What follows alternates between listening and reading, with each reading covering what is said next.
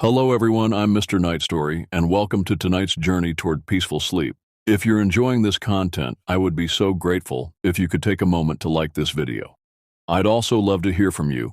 Please feel free to share in the comments where you're watching from and what time it is there. Your kind support truly helps me continue creating these relaxing experiences for you. Now, please make yourself comfortable as we gently begin tonight's journey to restful sleep. It was the summer of 2020, and I had just turned 22. Fresh out of university with a degree in environmental science, I was eager to build my resume before applying to graduate programs. My search for meaningful experiences led me to discover the National Outdoor Leadership School, NOLS, an organization renowned for its wilderness expeditions and leadership training. Their website boasted challenging adventures that pushed participants to their limits while teaching valuable outdoor skills. One program in particular caught my eye: a 30-day backpacking trek through the remote wilderness of Alaska's Wrangell St. Elias National Park. The description promised rugged terrain, unpredictable weather, and the chance to test oneself against the raw power of nature. I had always considered myself reasonably fit, though admittedly more from youthful energy than any dedicated training regimen. The idea of traversing vast, untamed landscapes ignited a spark of excitement in me. This, I thought, would be the perfect way to prove my mettle and gain experiences that would set me apart from other graduate school applicants. With a mix of naive enthusiasm and willful ignorance of my own limitations, I signed up for the expedition. The program wasn't cheap, but I justified the expense as an investment in my future. I spent the next few months gathering the necessary gear, poring over packing lists, and daydreaming about the adventure that awaited. As the departure date drew near, a creeping sense of unease began to take root. The reality of what I had committed to started to sink in. 30 days in one of the most unforgiving environments on Earth, far from the comforts and safety nets I had always taken for granted. But I pushed these doubts aside, convincing myself that the challenge was precisely the point. The night before my flight to Anchorage, I lay awake in bed, my mind racing with a mixture of excitement and apprehension. The small bush plane touched down on a crude dirt airstrip, jolting me from my uneasy slumber. As the propellers wound down, I peered out the window at the vast expanse of wilderness that surrounded us. Dense forests of spruce and birch stretched as far as the eye could see, broken only by snow-capped peaks looming in the distance. This remote corner of Wrangell St. Elias National Park would be our home for the next month. Our group of 12 participants and 2 NOL's instructors clambered out of the plane, the weight of our oversized backpacks immediately making itself felt. The air was crisp and clean, carrying the scent of pine and hints of distant glaciers. As the plane took off, leaving us truly alone in the wilderness, a palpable sense of both excitement and trepidation settled over the group. Our lead instructor, a weathered man in his 50s who introduced himself as Tom, gathered us for a brief orientation. "Welcome to your classroom for the next 30 days, he said, gesturing to the rugged landscape around us. "Out here, nature is both teacher and judge. Listen, learn, and stay alert. Your life may depend on it." With those ominous words hanging in the air, we shouldered our packs and began our trek into the backcountry. The first few hours were grueling as we adjusted to the weight of our gear and the uneven terrain. My boots, despite being broken in, already began to rub uncomfortably against my heels. As the day wore on, the initial excitement gave way to a grim determination to simply put one foot in front of the other. The mosquitoes were relentless, forming clouds around our heads, despite liberal applications of repellent. By the time we made camp that evening, every muscle in my body ached, and I collapsed into my tent, utterly exhausted. That night, as I lay in my sleeping bag listening to the unfamiliar sounds of the wilderness, a sense of isolation unlike anything I had ever experienced settled over me. The enormity of our undertaking began to sink in, and I found myself questioning my decision to come on this trip. But it was too late for second thoughts now. We were committed to this journey for better or worse. A week into our expedition, we had settled into a rhythm of sorts. Each day brought new challenges: steep mountain passes to traverse, icy rivers to ford, and unpredictable weather to contend with. But despite the hardships, there was an undeniable beauty to the landscape that surrounded us. Vast, untouched wilderness stretched in every direction, making us feel small and insignificant in comparison. On the 8th day, we awoke to gray skies and a persistent drizzle. As we broke camp and prepared for another day of hiking, Tom announced that we would be attempting to cross a particularly treacherous section of terrain. "It's a narrow ridge with steep drop-offs on both sides," he explained. "We'll need to move carefully and stay focused." As we approached the ridge, the rain intensified and a thick fog rolled in, obscuring our view of the path ahead. The rocky ground beneath our feet became slick and treacherous. We inched forward in single file, each step taken with utmost caution. I was near the middle of the group when I heard a shout from up ahead, followed by the sickening sound of loose rocks cascading down the mountainside. Time seemed to slow as I watched one of my fellow hikers, a woman named Karen, lose her footing and stumble toward the edge of the cliff. In a moment of pure instinct, the hiker behind her lunged forward and managed to grab the strap of her backpack, arresting her fall mere inches from disaster. As Karen was pulled back to safety, visibly shaken, a collective sigh of relief passed through the group.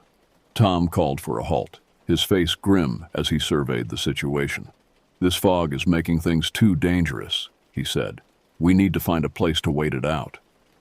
We carefully retraced our steps to a small plateau we had passed earlier, where we huddled together under hastily erected tarps. As we waited for the weather to clear, an uneasy silence fell over the group. The near miss had shaken us all, bringing home the very real dangers we faced in this unforgiving environment. I found myself staring out into the mist, my mind conjuring images of what might have happened if Karen's fall hadn't been stopped. It was then that I noticed something strange. At the edge of our visibility, I could have sworn I saw a dark figure moving through the fog. It was there for just a moment before disappearing, but the sight sent a chill down my spine that had nothing to do with the damp cold that surrounded us. I blinked, trying to clear my vision, and wondered if my eyes were playing tricks on me. But when I glanced around at my companions, I saw several others peering intently into the mist, their expressions a mixture of confusion and unease. "Did anyone else see that?" whispered Michael, one of the younger members of our group. Before anyone could respond, Tom's voice cut through the tension. "All right, folks, the weather's starting to clear. Let's get moving before it closes in again." As we gathered our gear and prepared to set out once more, I couldn't shake the feeling that we were being watched. The incident on the ridge had been a stark reminder of the physical dangers we faced, but now a new, more insidious fear began to take root. A sense that there was something out there in the wilderness, something that didn't want us here. The days that followed our close call on the ridge were marked by an increasing sense of unease within the group. What had started as an exciting adventure was slowly morphing into something far more ominous. The pristine wilderness that had once filled us with awe now seemed to harbor hidden threats at every turn. Our progress slowed as we navigated through a series of deep valleys, the towering peaks on either side blocking out much of the daylight. The constant gloom began to wear on our spirits, and tempers started to fray. Small disagreements over route choices or campsite selection escalated into heated arguments. On the 12th day of our expedition, disaster struck. We were crossing a swift-moving river, using a rope system set up by our instructors to ensure our safety. I had just made it to the other side when I heard a shout of panic. Turning, I saw Michael, the youngest member of our group, lose his grip on the rope and get swept away by the current. The next few minutes were a blur of frantic activity. Tom and several others raced downstream, trying to get ahead of Michael's rapidly moving form. I watched in horror as he was battered against rocks, his head disappearing beneath the churning water for heart-stopping intervals. After what seemed like an eternity, they managed to pull Michael from the river. He was unconscious, his body battered and bleeding from multiple wounds. As we gathered around, trying to assess his condition, I noticed something that made my blood run cold. On Michael's arm, barely visible among the other injuries, were what looked like deep claw marks, as if something had tried to drag him under the water. Tom noticed my stare and quickly covered the wounds. his expression unreadable. "Let's focus on getting him stabilized," he said, his voice tense. "We need to set up camp here and call for an emergency evacuation." As night fell, we huddled around our tents, the mood somber and frightened.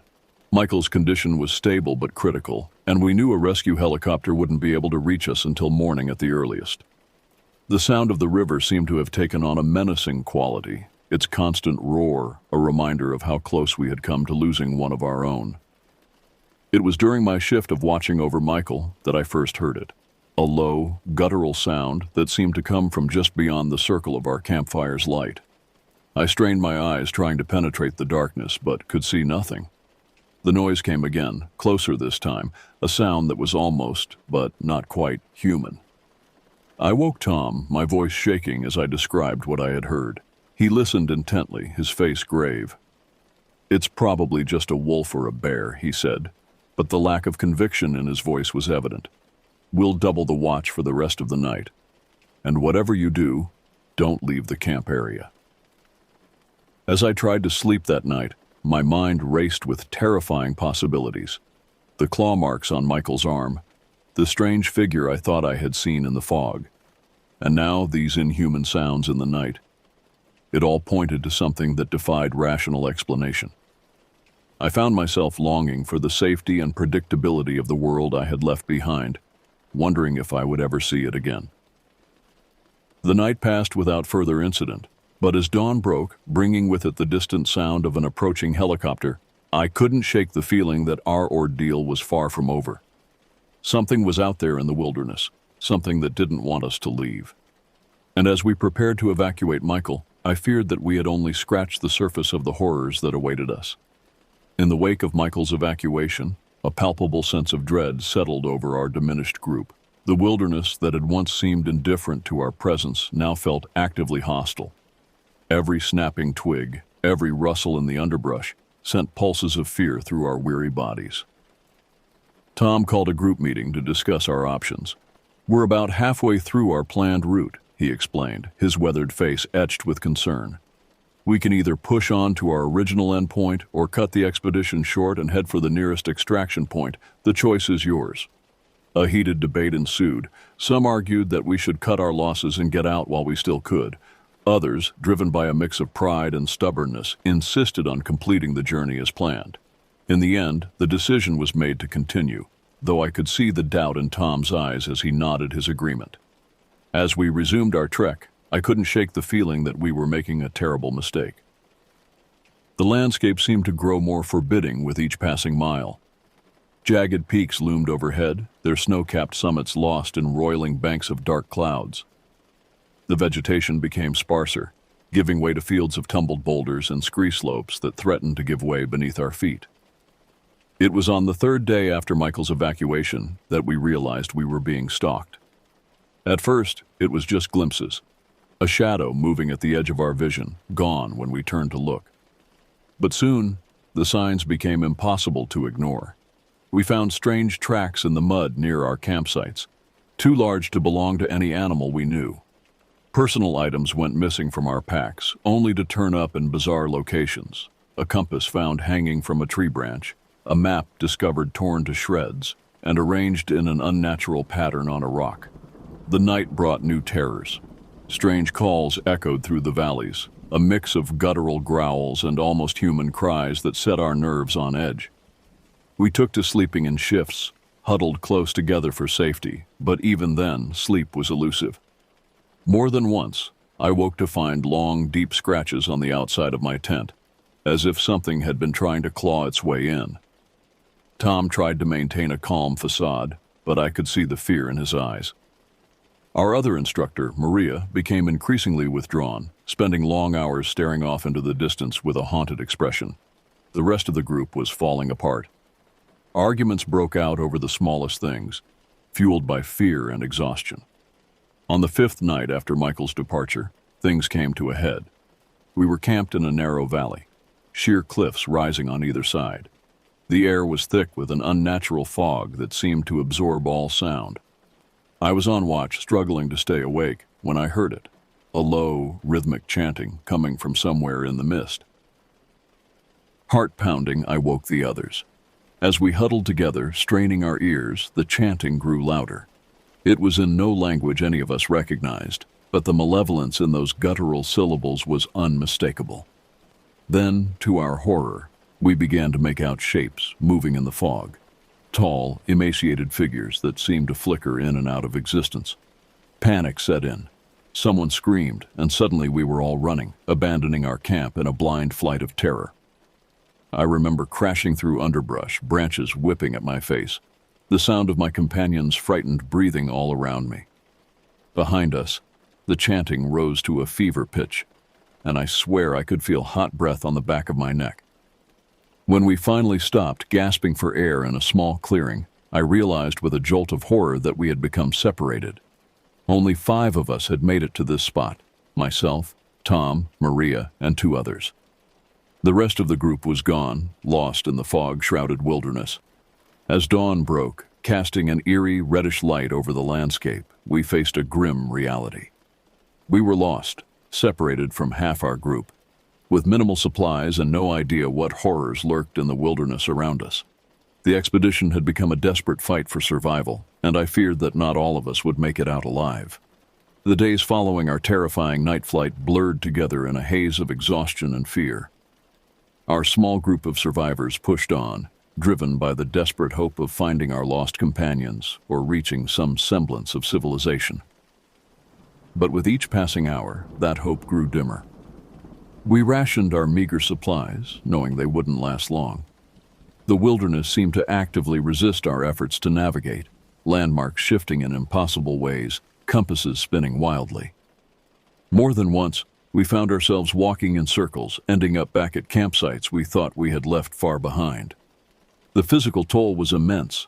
Our bodies, already pushed to the limit by weeks of hard trekking, began to fail us. Blisters turned into open sores, muscles cramped and seized, and a persistent cough took hold in our chests. But it was the psychological strain that truly threatened to break us. Sleep became a luxury we could ill afford, yet our exhausted minds began to play tricks on us. I found myself hallucinating, seeing faces in the patterns of tree bark, hearing whispered conversations in the rustle of leaves. The line between reality and nightmare grew increasingly blurred.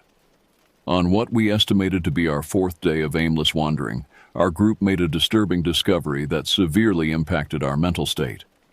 In a secluded grove, we encountered what appeared to be an ancient stone altar, its weathered surface covered in unsettling carvings. The sight elicited a visceral reaction from our already fragile psyches. Upon closer inspection, the altar's etchings depicted scenes of unimaginable brutality. Humanoid figures engaged in acts that defied rational explanation.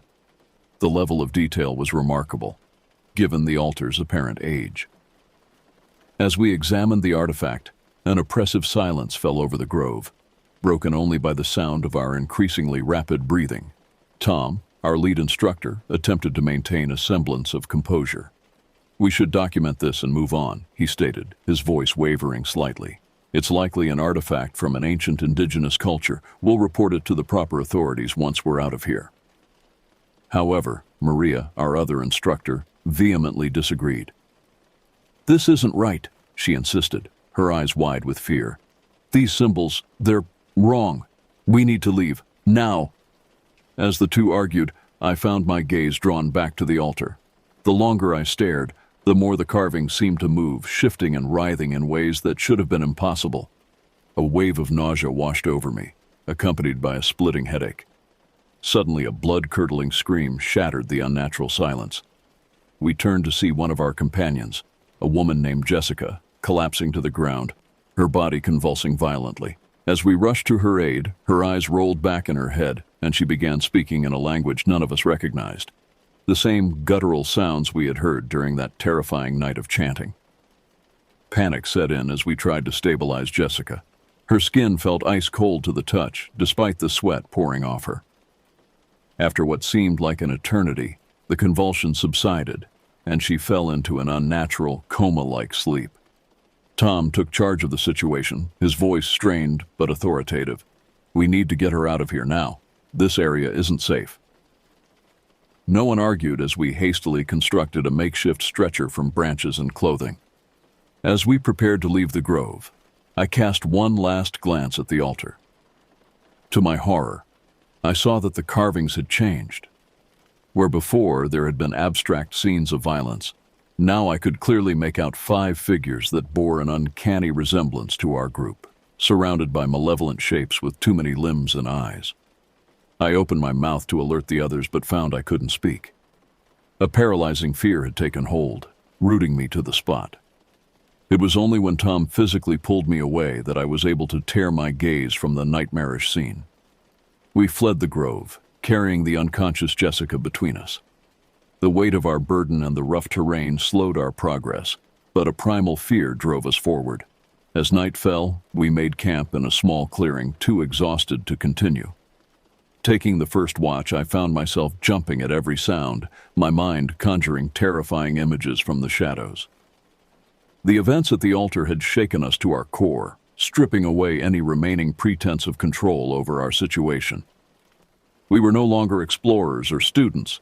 We were prey, lost in a wilderness that seemed intent on our destruction. As I sat there, straining my eyes against the darkness, a chilling realization settled over me.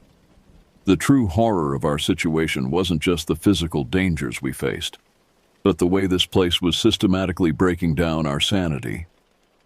With each passing day, the line between reality and nightmare grew increasingly blurred. I found myself longing for the mundane problems of my former life: deadline pressures, relationship issues, financial worries.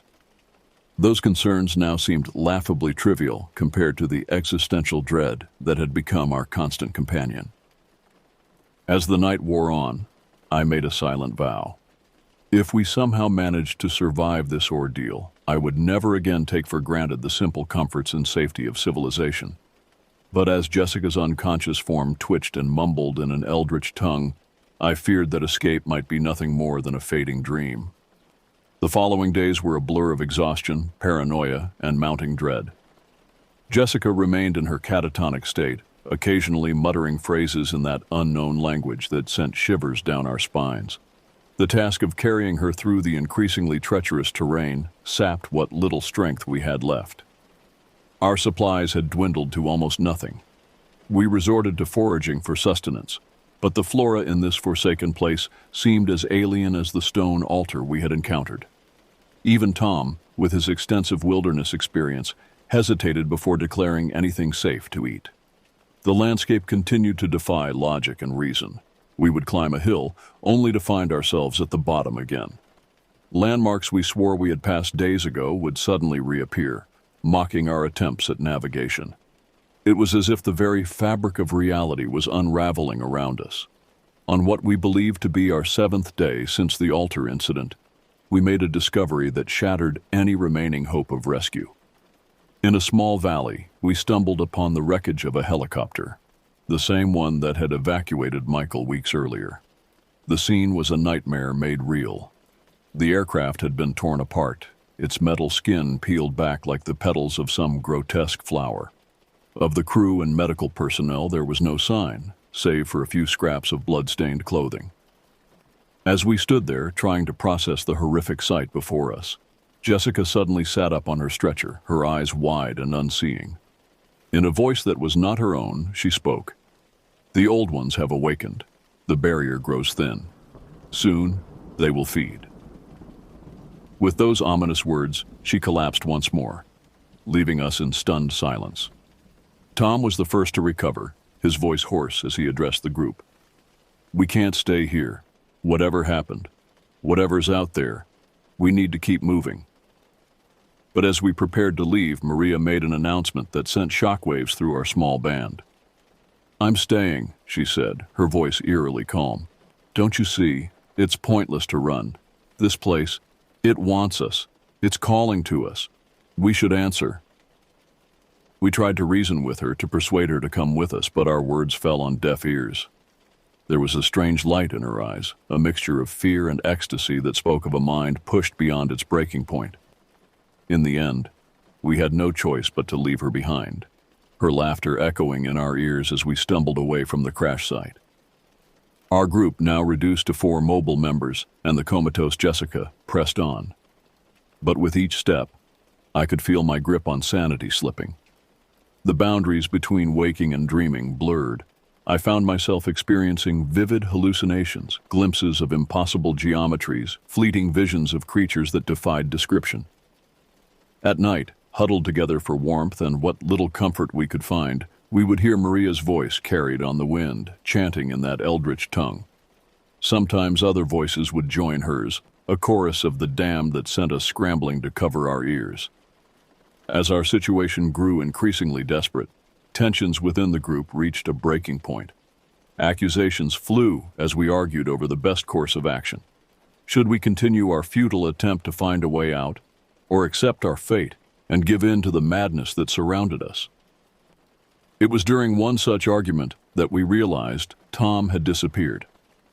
One moment he was there, trying to mediate between 2 shouting factions, and the next, he was gone, swallowed up by the mist that seemed to constantly surround us. His disappearance was the final straw. Whatever tenuous bonds had held our group together snapped.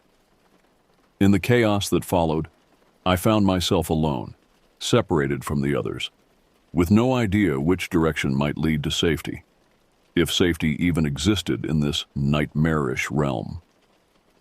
As I stumbled through the wilderness, my mind reeling from the horrors I had witnessed, I couldn't help but reflect on the choices that had led me to this point. The naive enthusiasm that had driven me to sign up for this expedition now seemed like a cruel joke. I had sought adventure and personal growth, but instead found only terror and madness. The realization hit me with crushing force.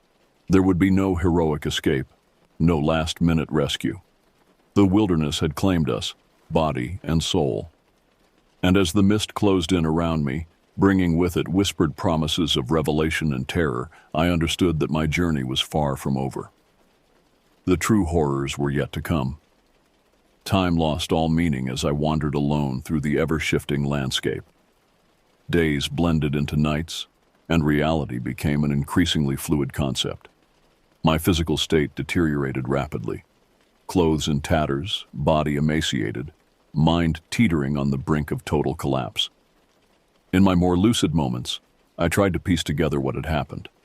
How had a simple wilderness expedition gone so catastrophically wrong? But those periods of clarity grew fewer and farther between, overwhelmed by vivid hallucinations and moments of lost time. I found myself reliving memories, both real and imagined. Childhood birthdays blurred into college lectures, which in turn melted into scenes of cosmic horror that I knew I had never witnessed, yet felt hauntingly familiar. The boundaries of my very identity began to fray. It was in this state of near-total dissolution that I stumbled upon the cave. Hidden behind a curtain of moss and lichen, its entrance beckoned with an eldritch glow. Some still-functioning part of my rational mind screamed at me to turn back, to run as far and as fast as I could, but my body, acting on its own accord, propelled me forward into the darkness.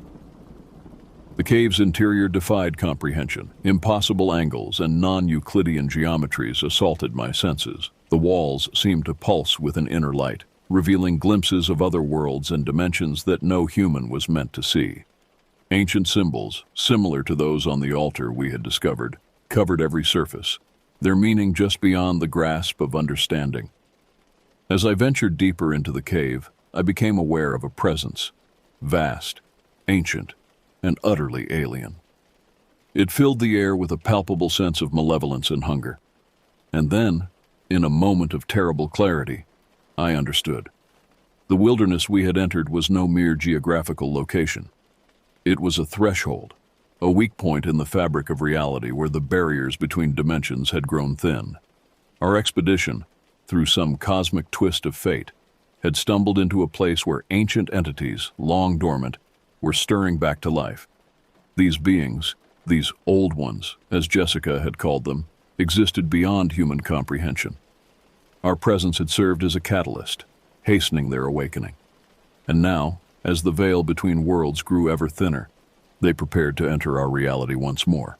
In that moment of revelation, I experienced a vision so vast and terrifying that my mind recoiled from it. I saw the true nature of the universe, a chaotic, uncaring void filled with entities of unimaginable power and hunger.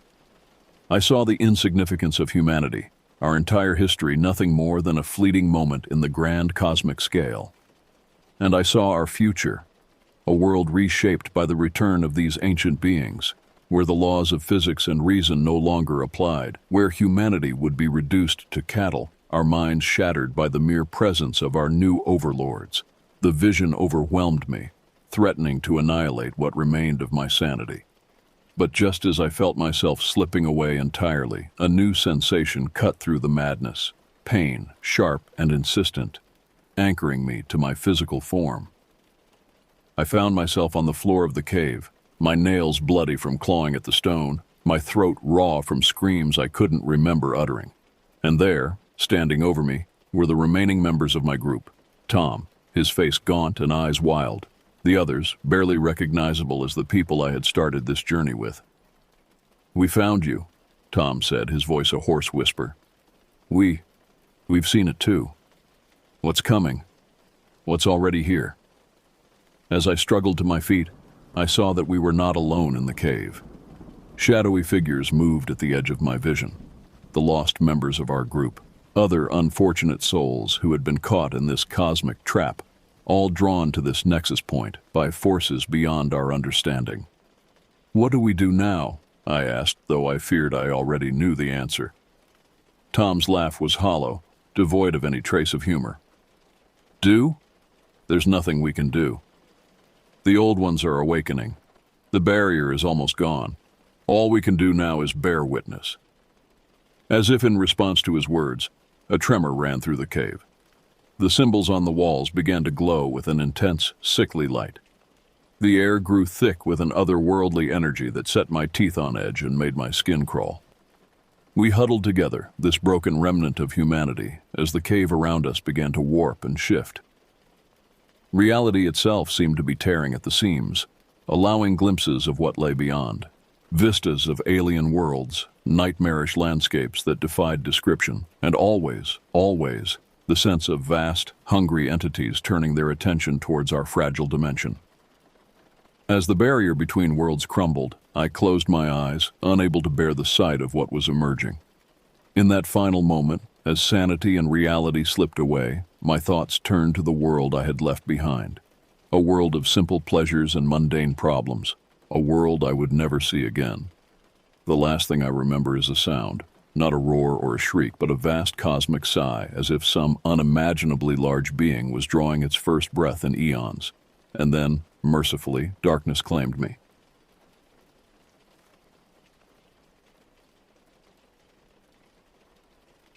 It was July 15th, 2022, when everything changed.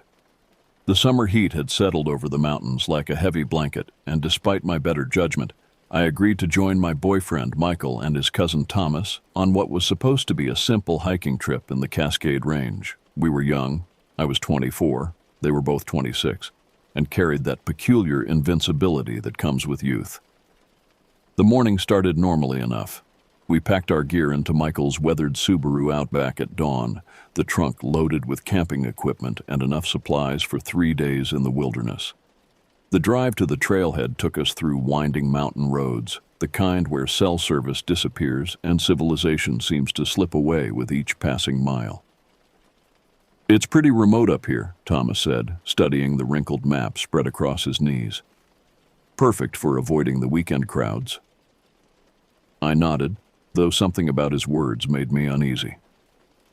We were heading into Crown Land, a vast stretch of public wilderness where the rules of civilization felt distant, and enforcement of those rules even more so. The parking lot at the trailhead was empty when we arrived, our car the only sign of human presence. The first few hours of hiking were pleasant enough. The trail wound through dense pine forest, occasionally opening to reveal stunning valley views.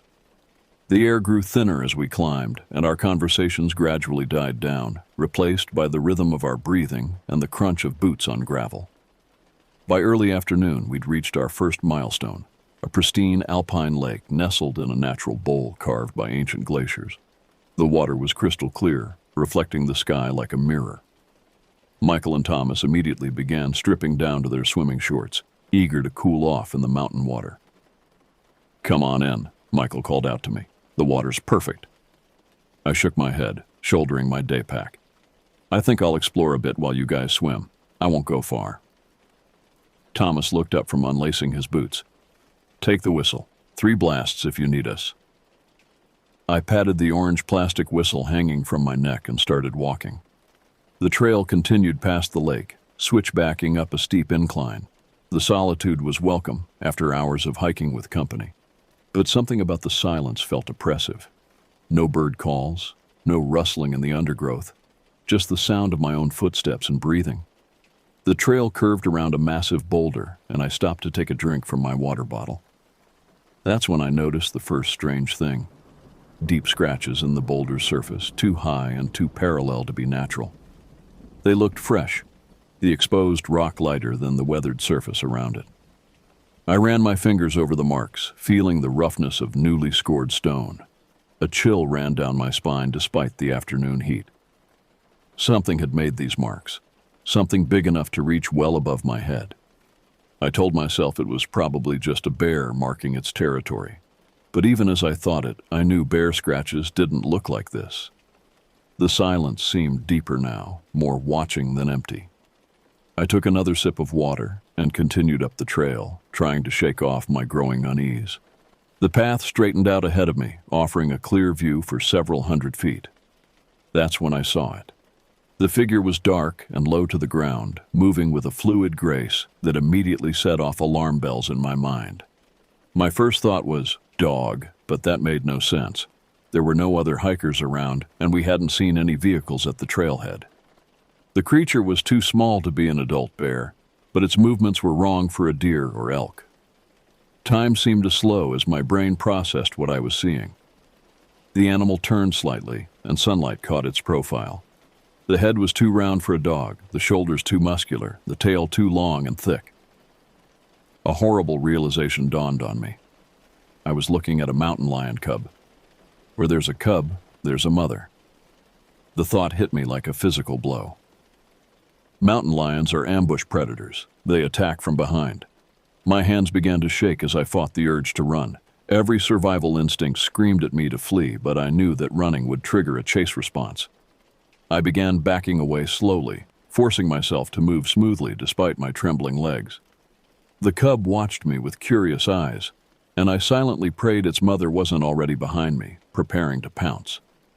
The orange whistle felt like it was burning against my chest, but I didn't dare use it. The sound might startle the cub or, worse, attract its mother's attention. Every step backward felt like an eternity. Sweat trickled down my spine despite the cooling mountain air. The cub remained where it was, but I could sense something changing in the atmosphere around me. The shadows between the trees seemed to deepen, and every rustle of leaves sent jolts of adrenaline through my system.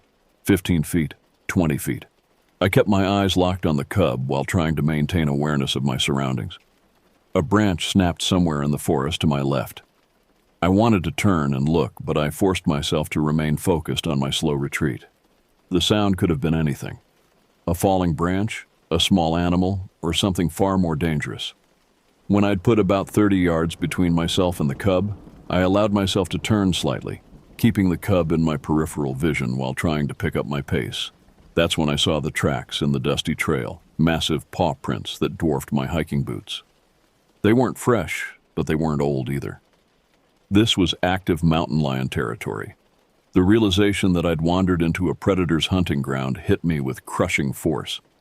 I thought about Michael and Thomas, still swimming in the lake below, completely unaware of the danger. The whistle seemed heavier now, but I still couldn't risk using it. The sound would carry for miles in these mountains, and I had no way of knowing what it might attract. My retreat became more urgent, though I still fought against the instinct to run. Each step had to be carefully placed to avoid making noise. The trail was steeper here, loose rocks threatening to slip under my feet. One wrong step could mean a twisted ankle, or worse. A shadow moved among the trees to my right. My heart nearly stopped. I froze, hardly daring to breathe. Was it just the wind moving the branches or something more sinister? The cub had disappeared from view, but that only made me more nervous. Where had it gone? More importantly, where was its mother? The afternoon light was beginning to fade as clouds rolled in from the west. The temperature dropped noticeably and the wind picked up, causing the pine branches to sway and creak. Every moving shadow became a potential threat, every sound a possible warning. I finally reached the bend in the trail where I'd seen the scratched boulder. The marks seemed more ominous now, knowing what kind of creature had likely made them. I passed the boulder quickly, no longer interested in examining the scratches up close. The lake was just around the next switchback, but the trail here was exposed, cutting across an open slope with dense forest above and below. I felt horribly vulnerable. The hairs on the back of my neck stood up, that primal warning system telling me I was being watched. A rock clattered down the slope above me. I looked up, scanning the tree line. Nothing moved, but the shadows between the trunks seemed darker, more absolute. Another rock fell, closer this time. Was something following me along the ridge? The sound of splashing and distant laughter drifted up from the lake. Michael and Thomas, still enjoying their swim, unaware of what was happening on the trail above them. I wanted to call out, to warn them, but making noise now felt dangerous. The predator instinct in me knew that silence was my only defense. I took another careful step, and that's when I heard it. A sound that turned my insides to ice. A low, throaty growl, barely audible over the wind in the trees. It came from somewhere above me on the slope. I couldn't see anything through the thick undergrowth, but I knew she was there. The mother lion had been tracking me the entire time. The growl came again, closer now. I could hear branches moving as something large made its way through the brush. My legs trembled with the effort of remaining still. Every survival guide I'd ever read said to make yourself look big, make noise, fight back if attacked. But standing there on that exposed trail, those instructions felt absurd, almost laughable. I caught movement in my peripheral vision, a tawny shape moving through the shadows. The mountain lion emerged onto a rock outcropping about 30 feet above me. She was massive, easily twice the size I'd expected. Her muscles rippled under her coat as she moved, and her eyes, God, her eyes. They locked onto me with an intelligence that was terrifying in its focus. Time seemed to stop. The wind died down, and even the distant sounds from the lake faded away. It was just me and this apex predator, sizing each other up on a mountain trail hundreds of miles from civilization. Her tail twitched back and forth, and her ears flattened against her skull. I knew what was coming next. Mountain lions attack from behind, going for the neck. She would wait until I turned to run, then launch herself down the slope. I'd never even hear her coming. My only chance was to keep facing her, to somehow make it back to the lake without turning my back. The cat took a step forward, muscles tensing. I fumbled for the whistle, knowing it was probably useless but desperate for any kind of defense. The whistle shook in my trembling fingers. The mountain lion's shoulders bunched, preparing to spring. That's when the first drops of rain began to fall. The weather changed with shocking speed, as it often does in the mountains. Within seconds, the scattered raindrops became a downpour. Lightning flashed, illuminating the slope in stark white light. The mountain lion flinched at the thunder that followed, momentarily distracted. I seized my chance, backing down the trail as quickly as I dared on the now slick stones. The cat watched me go, still crouched on her rocky perch. Another lightning strike, closer this time. The thunder was deafening, echoing off the mountain walls. "Help!" I finally screamed, no longer caring about staying quiet. "Michael? Thomas?" My voice was nearly lost in the storm, but I heard answering shouts from below. The mountain lion stood up, tail lashing back and forth as she assessed the new threats. The rain was coming down in sheets now, turning the trail into a muddy stream. My boots slipped on the wet rocks as I continued my retreat. The cat paced along her ridge, following my movement. She was waiting for something, but what? A horrible thought struck me. The cub. Where was it? Had it circled around behind me while I was distracted by its mother? I spun around, searching the trail behind me. Lightning flashed again, and in that brilliant moment I saw it. A small dark shape on the trail not 20 feet away. I was trapped between them. What happened next seemed to unfold in slow motion. The cub moved toward me, perhaps more curious than threatening, but its movement was the trigger its mother had been waiting for. I heard the scrape of claws on rock above me, and then the unmistakable sound of a large body launching through the air. I didn't think. I ran. All the survival advice went out the window as pure instinct took over. The trail was treacherous in the rain, but fear gave me perfect clarity. Every step, every turn was executed with desperate precision. Behind me, I could hear the sounds of pursuit, the splash of heavy paws in puddles, the scatter of loose rocks. The lake seemed impossibly far away. My lungs burned as I sprinted down the switchbacks, taking curves at dangerous speeds.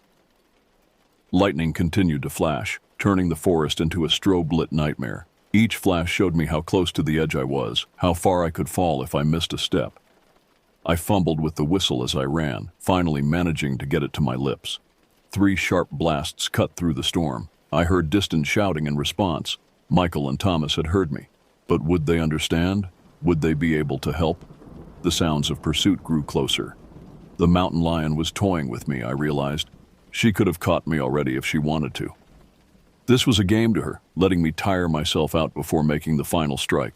My foot slipped on a wet rock and I went down hard. Pain shot through my knee as it connected with the stone trail. I scrambled to get up, but my leg buckled under me. Lightning flashed again, and I saw her, the mountain lion standing on the trail less than 10 feet away. The cat's eyes glowed in the darkness between lightning strikes. She moved toward me with terrible grace, each step deliberate and silent despite the rain. I tried to stand again but slipped in the mud. My back pressed against a boulder, nowhere left to retreat. The mountain lion lowered her head, muscles coiling for the final spring. I raised my arms, knowing it was futile, but unable to simply accept death without some attempt at defense. The cat's growl vibrated through my chest, deeper than the thunder. Then, impossibly, I heard voices. Flashlight beams cut through the rain, accompanied by shouts and the metallic clang of something being struck against rocks. Michael and Thomas appeared on the trail below, making as much noise as they could. The mountain lion's head snapped toward the commotion. Her ears flattened again, but this time in concern rather than aggression. The cub appeared from somewhere in the darkness, and she made a sound, a short, sharp vocalization that sent it scampering into the underbrush. She looked back at me one last time, and I saw something in those predator eyes that I'll never forget. Not hatred or hunger, but a cold, calculating intelligence that reminded me humans aren't always at the top of the food chain. Then she turned and melted into the forest as silently as she had appeared. Michael reached me first, helping me to my feet. I collapsed against him, my legs finally giving out as the adrenaline drained away. Thomas kept watch, banging his hiking poles together and shining his flashlight into the surrounding forest. We made it back to the lake as quickly as my injured knee would allow, gathered our camping gear, and got off that mountain in record time. The storm raged around us as we hiked out in the growing darkness, but we didn't stop until we reached the car.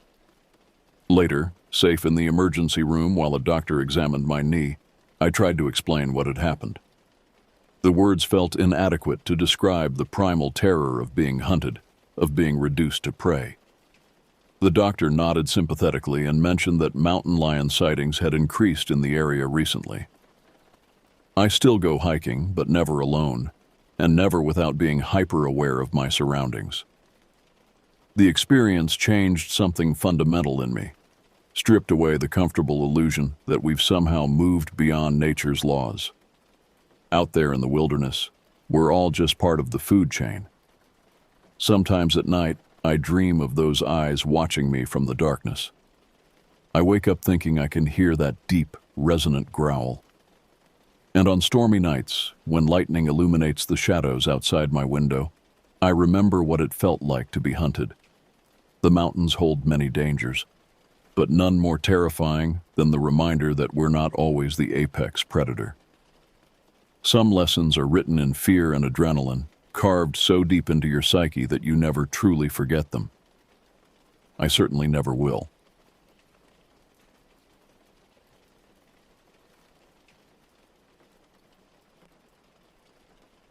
On a crisp autumn evening in September 2022, I found myself deep in the wilderness near Mount Rainier in Washington state.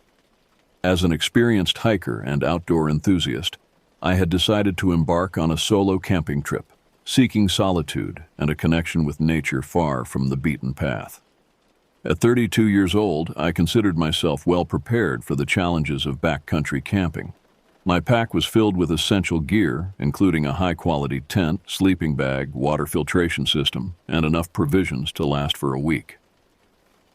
The first 2 days of my journey had been uneventful, filled with breathtaking vistas of towering evergreens and glimpses of distant snow-capped peaks.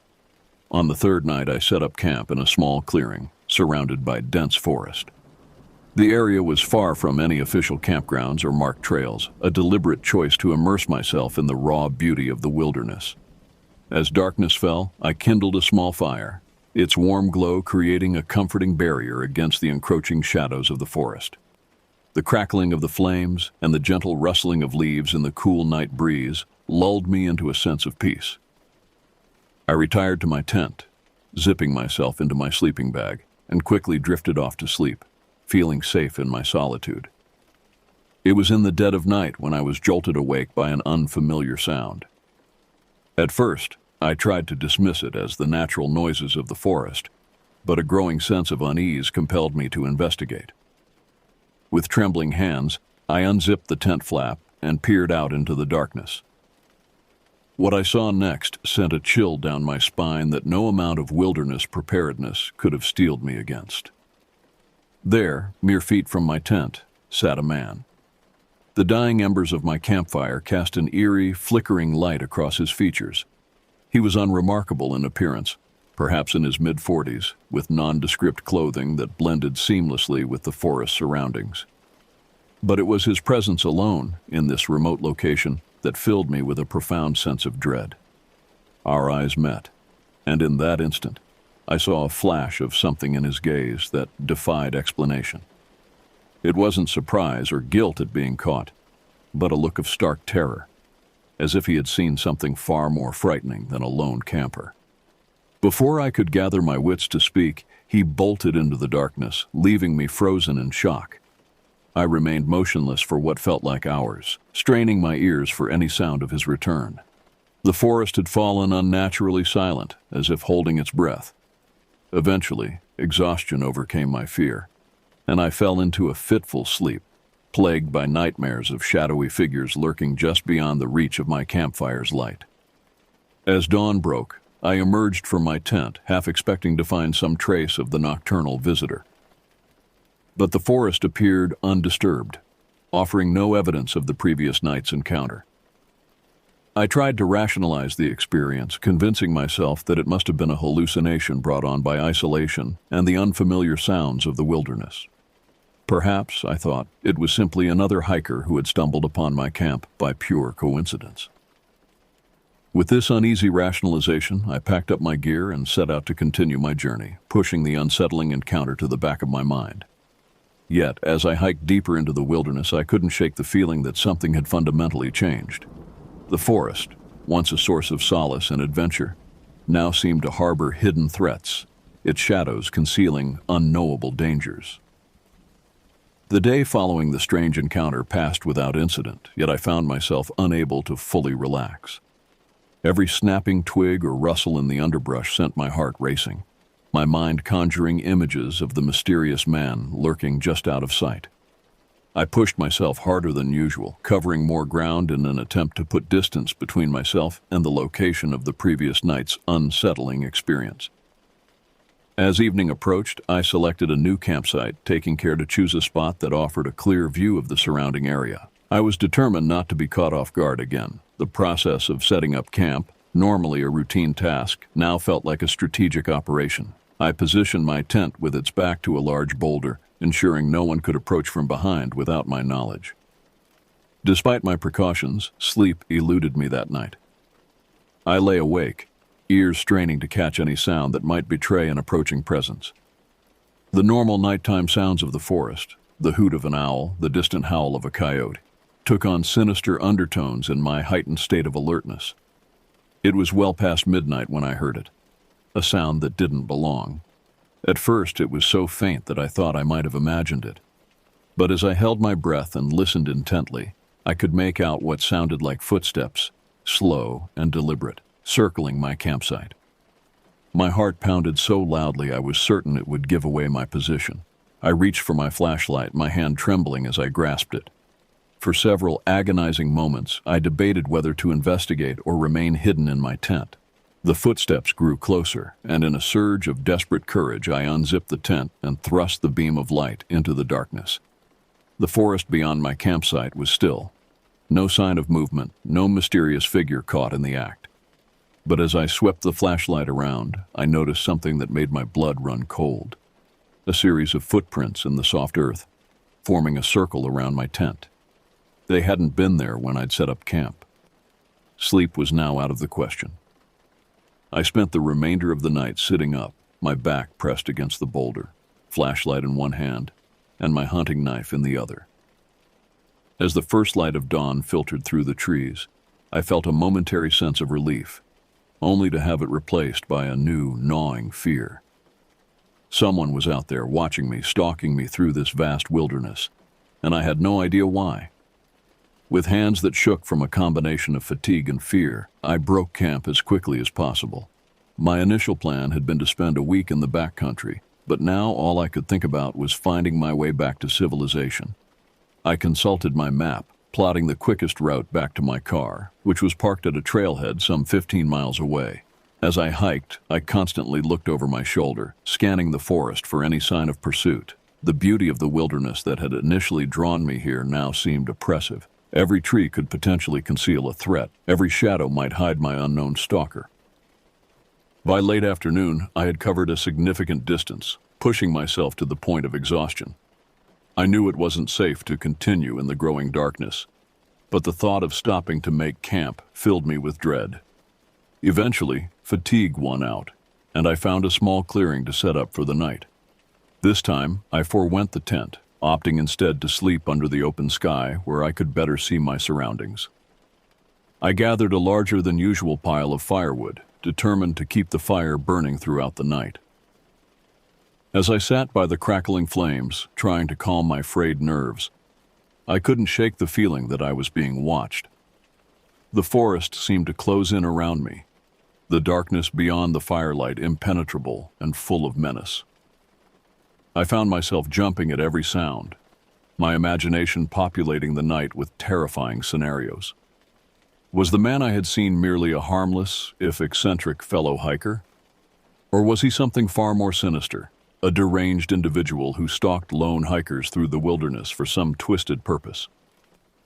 As the night wore on, my exhaustion began to overcome my fear. I fought to keep my eyes open, knowing that to succumb to sleep was to make myself vulnerable. But eventually, despite my best efforts, I felt my eyelids growing heavy, my thoughts becoming muddled. Just as I was about to drift off, a sound pierced the night. A voice calling out from the darkness beyond my campfire's glow. "Do you know how to get to Bell's Canyon?" it asked, the words sending a jolt of adrenaline through my system. I scrambled to my feet, my heart pounding as I peered into the darkness, trying to locate the source of the voice. "No," I called back, my own voice sounding strange and strained to my ears. "I don't think that's a real place." The voice continued, seeming to move around the perimeter of my camp. It asked a series of bizarre, disconnected questions about the weather, about local landmarks I'd never heard of, about my reasons for being in the forest. With each query, I felt a growing sense of unease. The voice was getting closer, and there was something familiar about its tone that sent shivers down my spine.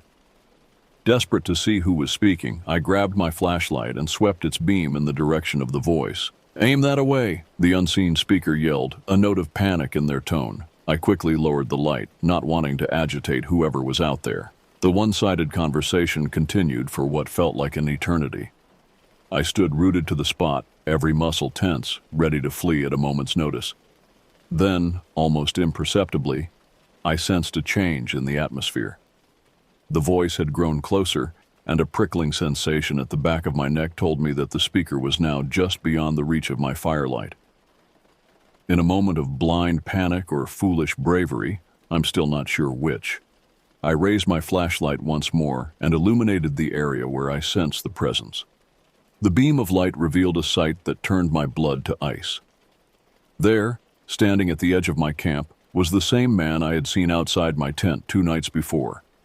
His eyes, wide with that same inexplicable terror I had witnessed before, locked onto mine for a split second before he turned and fled into the darkness. I stood there, paralyzed by shock and fear, as the realization dawned on me. This man had been following me for at least 15 miles over 2 days. In the vast expanse of this wilderness, there was no way this could be a coincidence. I was being hunted. The gravity of my situation hit me like a physical blow. I was alone in the wilderness, pursued by an unknown individual with unknown intentions. My mind raced with possibilities, each more terrifying than the last. Was he a deranged killer? A survivalist gone mad from isolation? Or something even worse that my frightened mind couldn't begin to comprehend? As the adrenaline began to subside, it was replaced by a bone-deep weariness. I knew I couldn't stay here, but the thought of venturing into the dark forest, where my pursuer might be waiting, was equally terrifying. I spent the remainder of the night in a state of hypervigilance, jumping at every sound, my flashlight and knife clutched tightly in my trembling hands. When the first light of dawn finally broke through the trees, I made a decision. This trip was over. I had to get back to civilization, back to safety, but I knew it wouldn't be easy. My pursuer had proven himself capable of tracking me through this rugged terrain. If I was to escape, I would need every ounce of wilderness knowledge and survival instinct I possessed. With a deep breath, I shouldered my pack and set out, my senses on high alert. The journey back to my car, and to safety, would be the most harrowing experience of my life. A test of endurance, wit, and will against an adversary whose motives remained chillingly unclear. As I set out at first light, the forest that had once seemed so welcoming now felt like a sinister maze designed to conceal my pursuer and confound my escape. Every shadow held the potential for danger. Every rustle in the underbrush sent a jolt of fear through my body. The 15 miles that separated me from my vehicle and safety might as well have been 1,000. I knew that a straight path back to the trailhead would be the quickest route, but also the most predictable. If the man following me had any knowledge of the area, he would likely anticipate this move. With this in mind, I made a difficult decision. I would take a more circuitous route, one that would hopefully throw him off my trail. The first few hours of my journey were a blur of paranoia and exhaustion. I pushed myself hard, covering ground quickly while constantly looking over my shoulder. Every so often I would stop and listen intently, trying to discern any sounds that might betray my pursuer's presence. The forest remained eerily quiet, as if holding its breath in anticipation of the chase. As midday approached, I came across a small stream. Under normal circumstances, I would have welcomed the chance to refill my water supply and rest. Now, it presented a tactical opportunity. I decided to use the water to obscure my trail. Wading into the cold stream, I walked along its bed for nearly a mile, my boots slipping on moss-covered rocks, the chill of the water numbing my feet. When I finally emerged from the stream, I found myself in a dense thicket of ferns and young saplings. Perfect for concealment, I thought. I took a moment to catch my breath and plan my next move. It was then that I heard it, a faint sound of splashing water upstream. My heart leapt into my throat. Had he found my trail so quickly? Without hesitation, I plunged deeper into the undergrowth, moving as quietly as I could while still maintaining speed. The ferns whipped at my face and arms, leaving tiny cuts that stung in the cool air. I didn't care. All that mattered was putting distance between myself and whoever was following the stream.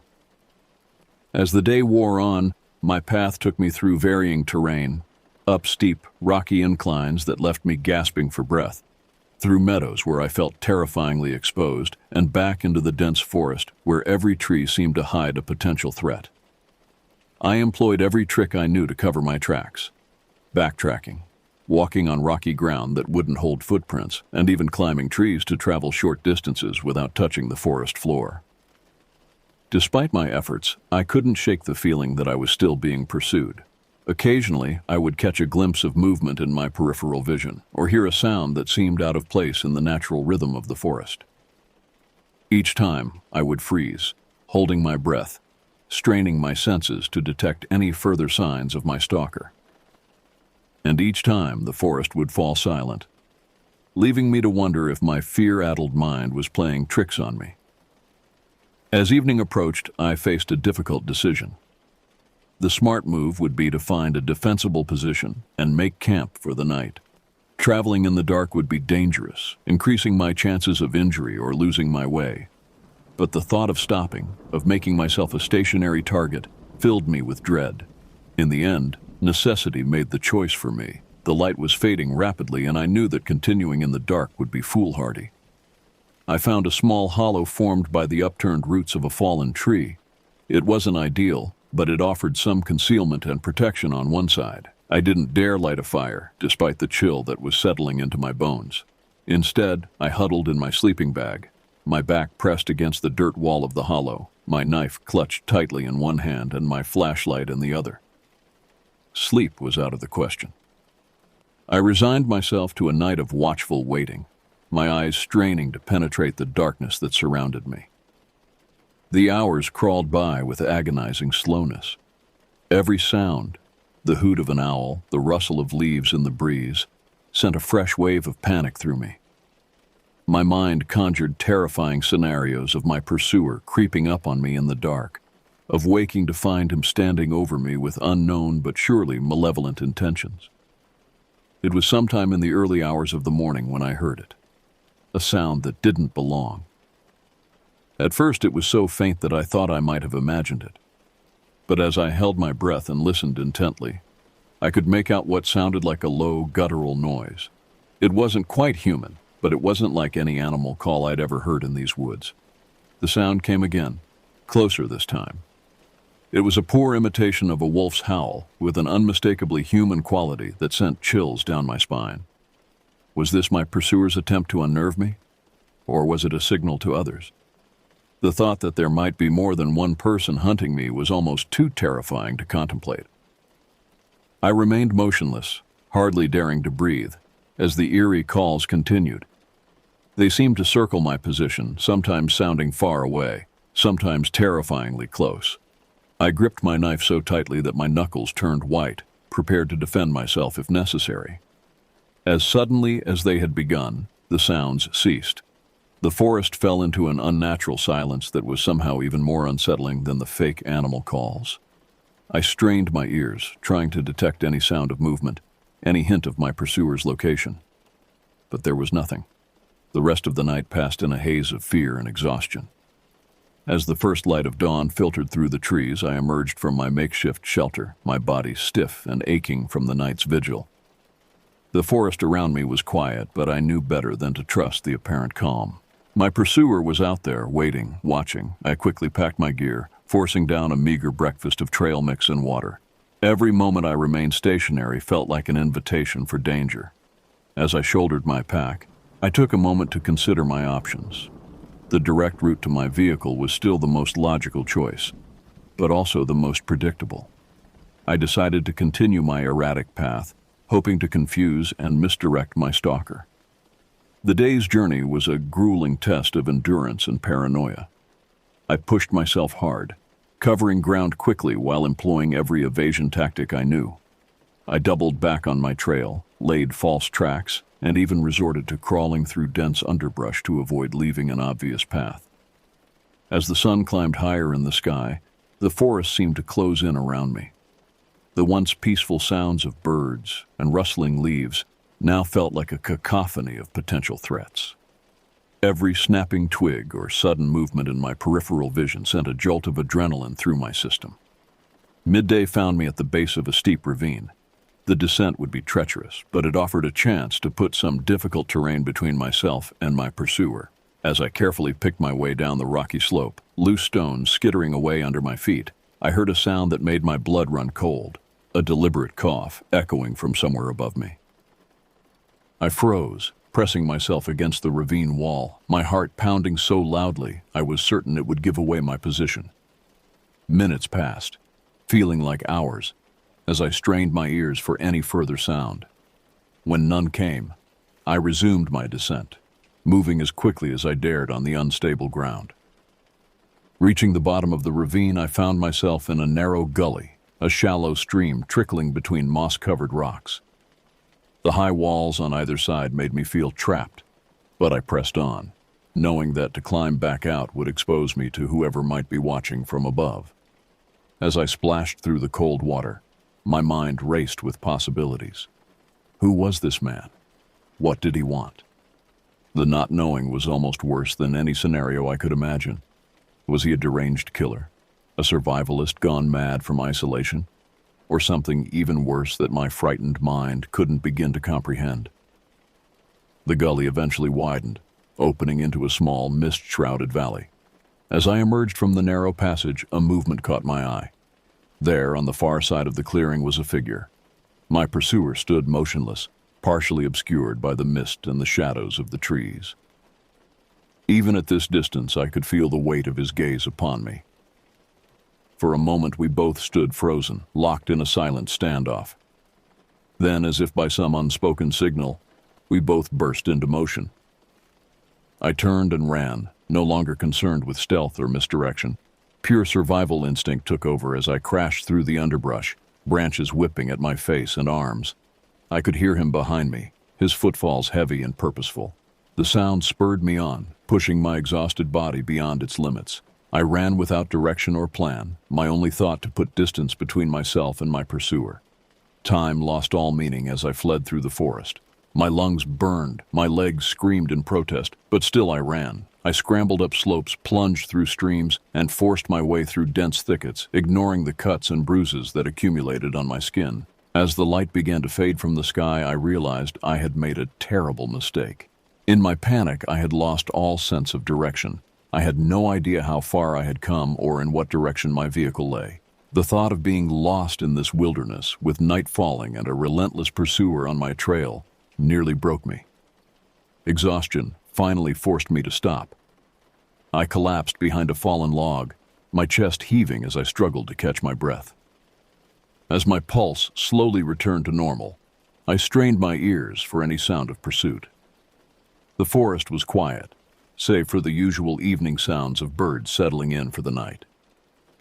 Had I lost him? Or was this another of his tricks, letting me believe I was safe only to appear when I least expected it? I knew I couldn't afford to let my guard down, but my body desperately needed rest. I decided to risk a few hours of sleep, knowing that I would need my strength for the ordeal ahead. Finding a dense cluster of bushes, I crawled inside, using the natural canopy as camouflage. It was far from comfortable, but it offered some concealment. As I lay there, my body trembling with exhaustion and fear, I tried to formulate a plan. In the morning, I would need to regain my bearings and make a final push for my vehicle. But for now, all I could do was wait, listening to the sounds of the night forest and praying that morning would find me alive and free. The hours crept by with agonizing slowness. Every rustle of leaves, every snapping twig sent a fresh wave of panic through me. I dozed fitfully, never fully sleeping, my hand clutched tightly around the handle of my hunting knife. As the first light of dawn began to filter through the leaves, I stirred from my hiding place. My muscles protested, stiff from the cold and the awkward position I had maintained throughout the night. But there was no time to coddle my aching body. I had to move. Emerging from the bushes, I surveyed my surroundings, trying to get my bearings. The landscape looked unfamiliar, but a distant peak I recognized gave me a general sense of direction. My vehicle and safety lay to the northwest. With a deep breath, I shouldered my pack and set out, knowing that the final leg of this nightmare journey would test me to my very limits. The rising sun brought little comfort as I began what I hoped would be the last day of my ordeal. Every step was a battle against exhaustion, fear, and the growing certainty that my pursuer was still out there, watching and waiting for his moment to strike. I set a punishing pace, pushing my battered body to its limits. The terrain was unforgiving. Steep inclines, dense underbrush, and treacherous rocky outcroppings that threatened to twist an ankle or worse. But the thought of reaching my vehicle, of escaping this nightmare, drove me onward. As the morning wore on, I began to recognize landmarks. A peculiarly shaped boulder, a clearing I had passed through on my way in, small signs that I was on the right track. But with this growing familiarity came a new fear. If I recognized these markers, surely my pursuer would as well. He would know I was making for the trailhead. The realization spurred me to new heights of paranoia. I began to take increasingly erratic detours, backtracking and laying false trails with a frenzied energy. My progress slowed, but I couldn't shake the feeling that a direct route would be my undoing. As midday approached, I found myself at the edge of a small meadow. The open space made me hesitate. Crossing it would leave me exposed, but going around would add precious time to my journey. As I stood there, weighing my options, a sound reached my ears that turned my blood to ice. Voices, distant but unmistakable, coming from the direction I had been heading. For a moment, hope flared in my chest. Other hikers? Rescue? But as quickly as it had come, the hope was extinguished. There was something off about the voices, a quality I couldn't quite place but that sent warning signals blaring through my mind. I retreated into the shelter of the trees, my heart pounding. Had my pursuer been joined by others? The thought of multiple hunters tracking me through this wilderness was almost too terrifying to contemplate. But I couldn't deny the evidence of my own ears. With shaking hands, I consulted my map. There was another route to the trailhead, longer and more difficult, but one that might allow me to avoid whoever was ahead. It was a gamble, but one I had to take. I set out on this new path, my senses stretched to their limits. Every sound, every movement in the undergrowth sent a jolt of adrenaline through my system. The voices behind me faded, but I couldn't shake the feeling that I was being herded, driven like prey towards some unseen trap. The afternoon wore on, the forest growing darker as clouds gathered overhead. The temperature dropped, and a chill wind began to whip through the trees. As if sensing my desperation, the wilderness itself seemed to be turning against me. It was then, as I scrambled up a steep, root-tangled slope, that disaster struck. My foot caught on a hidden root, and I felt something give way in my ankle. I stumbled, crying out in pain as I fell heavily to the ground. For a moment I lay there, the taste of dirt in my mouth, pain shooting up my leg. The urge to give up, to just lie there and let whatever was going to happen, was almost overwhelming. But survival instinct kicked in, and I forced myself to move. My ankle screamed in protest as I got to my feet. It wasn't broken, but it was certainly sprained, possibly badly. I tested my weight on it, biting back a groan. I could walk, but my pace would be significantly slowed. As I stood there, leaning against a tree and fighting back tears of pain and frustration, a sound reached my ears that chilled me to my core. From somewhere behind me came the call, that same terrible, not quite human approximation of a wolf's howl that I had heard nights before. It was answered by another, then another, from different directions. They were coming. Panic gave me strength, and I began to move, half running, half limping through the forest. The calls continued, sometimes fading into the distance, sometimes terrifyingly close.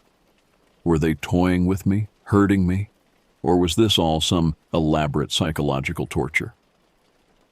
The light was fading fast now, the overcast sky hastening the arrival of dusk. I knew that I was close to the trailhead. It couldn't be more than a mile or two away. But in my current condition, with unknown pursuers closing in, that distance seemed insurmountable. As I stumbled through the gathering darkness, I made a decision born of desperation. I needed to hide, to find some defensible position where I could make a stand if necessary. Up ahead, I could make out the looming shape of a rocky outcropping. It wasn't ideal, but it was the best option I had. I reached the rocks just as the last light faded from the sky. Gritting my teeth against the pain in my ankle, I climbed, searching for a spot that offered both concealment and a view of the surrounding area. I found a narrow crevice, just wide enough to squeeze into, with a ledge that allowed me to see the forest below. As I settled into my precarious shelter, the first drops of rain began to fall. Soon, it had developed into a steady downpour, drumming against the rocks and turning the forest floor into a muddy morass. In a way, I welcomed it. The rain would mask any sounds I might make and would make tracking more difficult. From my vantage point, I scanned the darkness below, straining my eyes for any sign of movement. The rain limited visibility, but occasionally, when lightning flashed overhead, I caught glimpses of the forest. And in those brief moments of illumination, I saw them. Figures moving with unnatural stealth through the trees, sometimes alone, sometimes in pairs. In the stuttering lightning, they seemed more shadow than substance, but there was no mistaking their purpose. They were searching, quartering the area with frightening efficiency. I pressed myself further into the crevice, hardly daring to breathe. They were so close now that I could occasionally hear voices over the sound of the rain, snatches of conversation in low, urgent tones. I couldn't make out the words, but the intent was clear. They were hunting, and I was their prey. As the night wore on, a new fear began to gnaw at me. I was trapped. There was no way for me to reach my vehicle without exposing myself. Even if I managed to slip past my pursuers in the darkness, my injured ankle would slow me down, make me vulnerable. The rain eventually slackened, then stopped altogether. In the eerie quiet that followed, I could hear them more clearly. They were calling to each other, voices drifting through the mist that had settled in the wake of the storm. Any sign? Nothing here. You? Wait, I think I saw something move up on those rocks. My heart nearly stopped. Had they spotted me? I held perfectly still, barely breathing, as a beam of light played across the rock face near my hiding spot. Long seconds passed as I waited for the shout that would signal my discovery. But it didn't come. The light moved on, and I heard footsteps receding into the forest. I allowed myself a small sigh of relief, but I knew it was only temporary. They were still out there, and they were getting closer. As the first light of dawn began to creep over the horizon, I made a decision. I couldn't stay here. Sooner or later, they would find me. My only chance was to make a run for it, to try and reach my vehicle before they could close in. Slowly, painfully, I extracted myself from my hiding place. My entire body protested, stiff from hours of immobility and chilled to the bone. My injured ankle throbbed, a constant reminder of the disadvantage I faced. I paused at the edge of the outcropping, surveying the misty forest below. There was no sign of my pursuers, but I knew they were out there, waiting, watching. Taking a deep breath, I began my descent. Each step was agony, my ankle threatening to give way with every movement. But I pressed on, driven by the desperate need to escape this nightmare. As I reached the forest floor, a twig snapped underfoot. The sound seemed deafening in the pre-dawn quiet. I froze, certain that I had given away my position. For long moments I stood there, ears straining for any sound of approach. When none came, I began to move again, picking my way carefully through the underbrush. I had gone perhaps 100 yards when I heard it. A shout, followed by the crashing sound of someone running through the forest. They had spotted me. All pretense of stealth forgotten, I ran. My ankle screamed in protest, but I ignored it, driven by pure animal terror. Behind me I could hear them closing in, their voices raised in excitement as they gave chase. The forest blurred around me as I ran, dodging trees and leaping over fallen logs. My lungs burned. My vision narrowed to a tunnel of desperate flight. I had no idea if I was even going in the right direction anymore. All that mattered was putting distance between myself and my pursuers. Suddenly the trees thinned, and I burst out onto a dirt road. For a moment I stood there, disoriented. Then, through the lifting mist, I saw it. My car, parked where I had left it so many days ago. With a sob of relief, I stumbled towards it. Behind me I could hear shouts of frustration as my pursuers realized I had reached the road. They were close, so close, but I had a head start. I reached the car, fumbling with shaking hands for my keys. As I wrenched open the door, I caught a glimpse of movement at the edge of the forest. A figure, emerging from the trees, arm raised as if reaching for me. I threw myself into the driver's seat, slamming the door and jamming the key into the ignition. The engine roared to life, and I floored the accelerator, tires spinning in the muddy gravel before finding purchase. As I sped away, I caught one last glimpse in my rearview mirror. A group of men standing at the edge of the forest, watching my departure. Their stillness was somehow more terrifying than if they had been giving chase. I drove recklessly, far too fast for the winding forest road, but I couldn't bring myself to slow down.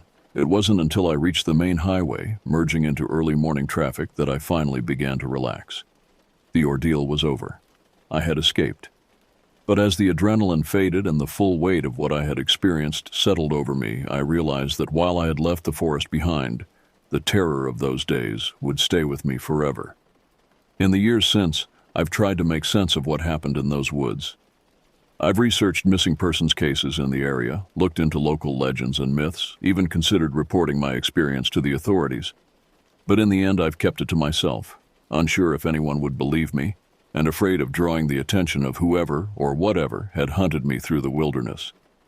Sometimes, on dark nights when the wind howls outside my window, I find myself back in those woods, running for my life from an unseen threat. And I wonder, are they still out there, waiting for unwary hikers to stray too far from the beaten path? And what would have happened if I hadn't made it to my car that morning?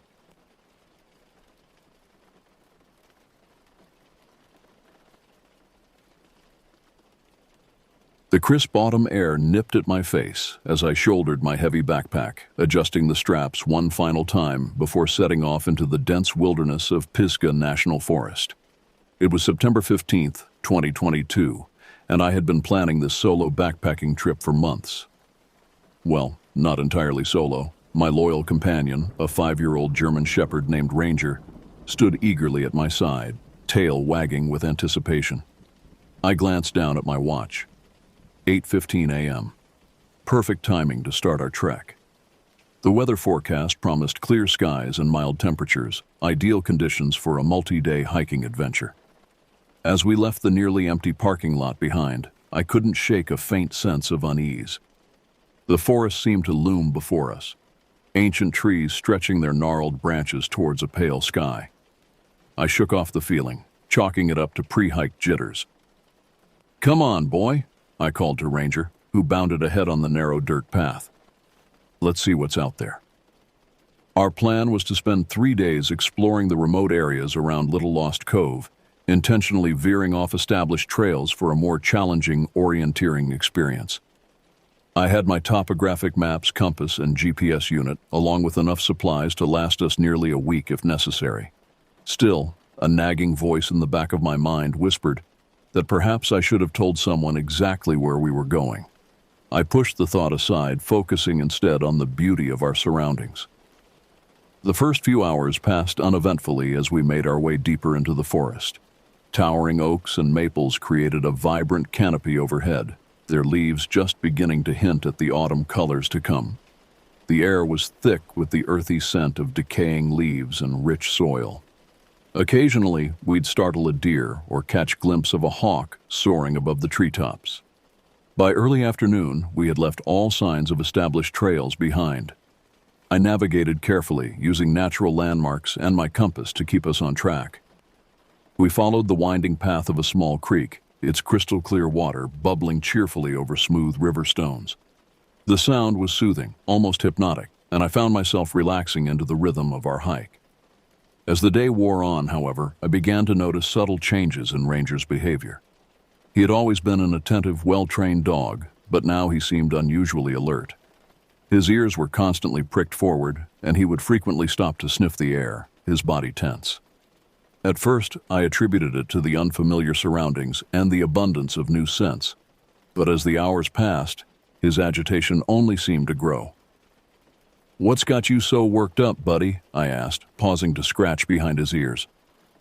Ranger whined softly, pressing close against my leg. His dark eyes scanned the forest around us, and I felt a chill run down my spine despite the warm afternoon sun. Something about his demeanor made me acutely aware of how isolated we were, how far from any hint of civilization. I checked my watch again, 5:30 p.m. The lengthening shadows reminded me that we needed to find a suitable campsite soon. As I studied my map, considering our options, Ranger suddenly let out a low growl. I froze, following his gaze into the dense underbrush to our left. For a heart-stopping moment, I thought I saw a flicker of movement, something large and dark slipping between the trees. But when I blinked and looked again, There was nothing but shadows and leaves stirring in the breeze. "It's okay, boy," I said, trying to keep my voice steady. "Probably just a deer." But Ranger wasn't convinced, and truthfully, neither was I. As we resumed our hike, I found myself constantly glancing over my shoulder, unable to shake the feeling that we were being watched. The sun was sinking rapidly towards the horizon as we finally found a suitable clearing for our campsite. It was a small, relatively flat area nestled between two massive boulders, with the creek gurgling nearby. Under normal circumstances, I would have been thrilled with such a picturesque spot. But as I began to set up our tent, I couldn't shake the growing sense of unease that had plagued me for the past few hours. Ranger paced restlessly around the perimeter of our camp, his nose to the ground and his tail held low. Every few minutes he would stop and stare intently into the deepening gloom of the forest, letting out the occasional low whine. His behavior was starting to seriously unnerve me. "Come on, Ranger," I called, trying to keep my voice light. "Help me gather some firewood." But the dog ignored me, continuing his vigilant patrol. As I worked to establish our camp, my mind raced with possibilities. Could Ranger be sensing a bear in the area, a pack of coyotes? Neither explanation felt quite right. In all our previous backpacking trips, I had never seen him act quite like this. There was an urgency to his alertness that sent chills down my spine. By the time I had the tent pitched and a small fire crackling, night had fully descended upon the forest. The once cheerful sounds of birdsong and rustling leaves had given way to an eerie silence, broken only by the occasional hoot of a distant owl. I heated up a simple meal of dehydrated stew, but found my appetite had vanished. Ranger refused to eat at all, instead positioning himself between me and the dark tree line, his ears constantly swiveling to catch any sound. As I sat by the fire, I tried to rationalize my growing fear. I was an experienced outdoorsman after all. I had encountered wildlife before and knew how to handle myself in the backcountry. But something about this night felt different. The darkness seemed to press in around our small circle of firelight, and the shadows cast by the flickering flames seemed to dance with a life of their own. I checked my watch. 11:45 p.m. Despite my exhaustion from the day's hike, I knew sleep would be impossible. Ranger's tension was infectious, and I found myself straining to hear any sound that might explain his behavior. The forest remained stubbornly, unnaturally quiet. And then, at precisely midnight, everything changed. It started as a prickling sensation on the back of my neck, an overwhelming feeling of being watched. I sat up straighter, my hand instinctively reaching for the hunting knife at my belt. Ranger let out a low, rumbling growl, a sound I had never heard him make before. I slowly turned my head, scanning the tree line. The firelight didn't penetrate far into the inky blackness, and for a moment, I saw nothing. Then, a flicker of movement caught my eye. I fumbled for my flashlight, my hands shaking as I flicked it on and aimed the beam toward the disturbance. For a split second, I caught a glimpse of something that made my heart stutter in my chest, a large, sleek form on all fours, just at the edge of the light. But it was the tail, long, thick, and unmistakable, that sent a jolt of primal fear through my body. It was a tail that, according to every wildlife expert and official report, should not exist in the southern Appalachians. The beam of my flashlight swept wildly as the creature darted away, but not before I caught sight of its eyes. Two glowing yellow orbs that seemed to burn with an otherworldly intelligence. They fixed on me for just a moment, but in that instant, I felt like prey being sized up by a predator far more cunning and dangerous than I had ever encountered. In that moment, something inside me snapped. Fear gave way to a surge of adrenaline-fueled rage. Without fully realizing what I was doing, I leapt to my feet, grabbing the small tomahawk I kept with my gear. With a primal yell that tore from my throat, I charged up the hillside toward where I had seen the creature, Ranger bounding at my heels. "Get out of here!" I screamed, my voice echoing through the silent forest. "This is our territory." I swung the tomahawk wildly, more as a show of force than with any real intention of using it. The sound of crashing underbrush told me the watcher had fled, but I didn't slow my charge until I had reached the spot where I had first seen it. My chest heaved as I stood there, tomahawk still raised. peering into the impenetrable darkness beyond. Slowly, the red haze of adrenaline began to fade, replaced by a bone-deep terror as I realized the full implications of what I had seen. I stumbled back to camp, Ranger pressed close to my side. Neither of us slept that night. We sat huddled by the fire until the first gray light of dawn began to seep through the trees, jumping at every snapping twig or rustle of leaves. As the new day broke, I knew one thing with absolute certainty. We needed to get out of these woods as quickly as possible. But little did I know, our ordeal was far from over. The pale light of dawn found us already breaking camp, our movements hurried and clumsy with exhaustion and lingering fear. I had barely slept, spending the night with my back against a boulder, Ranger's warm body pressed against my side, both of us staring wide-eyed into the surrounding darkness. Every shadow had seemed to move, every sound amplified in the unnatural silence of the forest. As I rolled up our tent with shaking hands, I tried to make sense of what I had seen the night before. My rational mind argued that it must have been a bobcat or perhaps a large coyote, the poor lighting and my own fear distorting its size and shape. But I couldn't shake the image of those glowing yellow eyes, the unmistakable outline of that long, thick tail. "Come on, boy," I said to Ranger, my voice sounding hollow in the still morning air. "Let's get the hell out of here." We set off at a brisk pace, following the creek upstream towards higher ground. My plan was to reach the ridgeline, which would give us a clearer path out of the forest and hopefully better cell phone reception to call for help if needed. Ranger stuck close to my heels, his usual enthusiasm for the trail notably absent. As we hiked, I couldn't shake the feeling that we were being followed.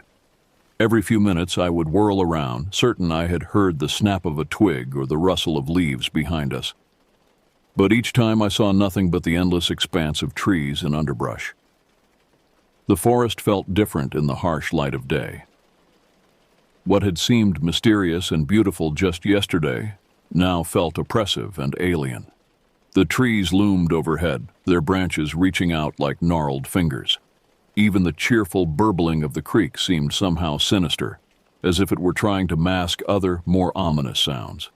We had been climbing steadily for several hours when we finally reached the ridgeline. I paused to catch my breath and get my bearings, pulling out my map and compass. That's when I saw them, the tracks. At first I thought my eyes were playing tricks on me.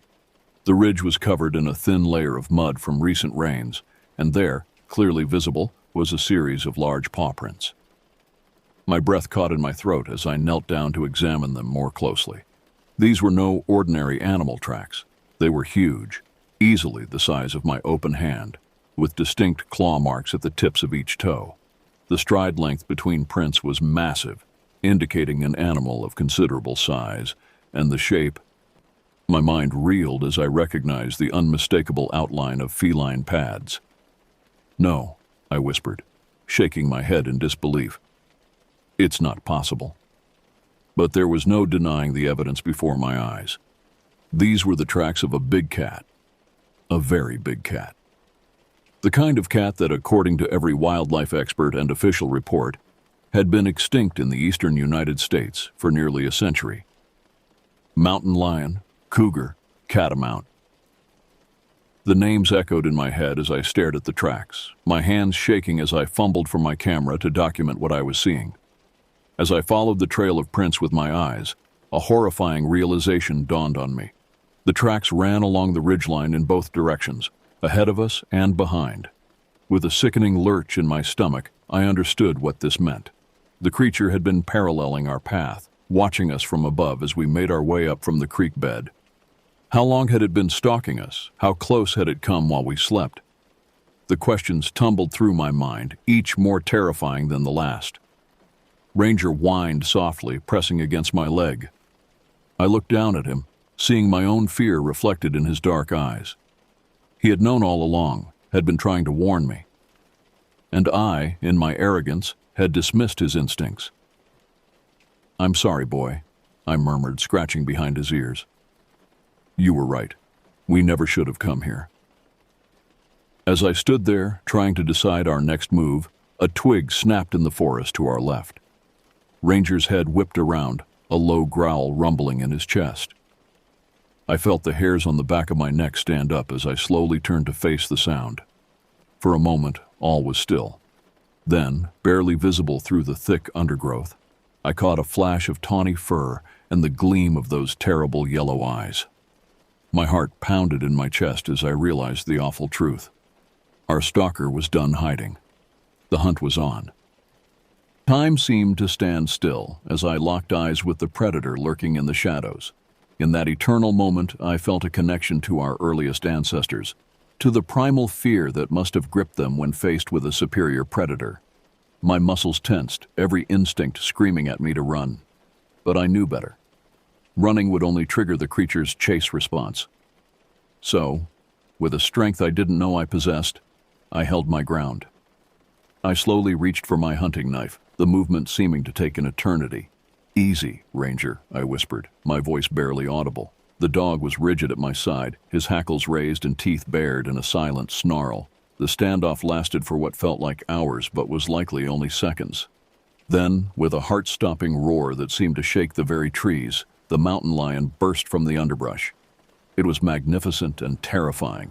Easily twice the size I had imagined, its muscular body rippled with power as it charged towards us. Those yellow eyes, now wide with predatory focus, were fixed squarely on me. In that moment, survival instinct took over. I grabbed a thick branch from the ground and swung it wildly in front of me, yelling at the top of my lungs. Ranger exploded into action, his deep bark echoing through the forest as he placed himself between me and the oncoming threat. The combination of noise and aggressive display seemed to give the big cat pause. It skidded to a halt just yards away, its tail lashing back and forth as it reassessed the situation. I could see its sides heaving, smell the musky odor of its fur. Every detail burned itself into my memory. The tawny coat dappled with shadows, the massive paws that could easily crush a man's skull, the gleam of razor-sharp teeth as it snarled.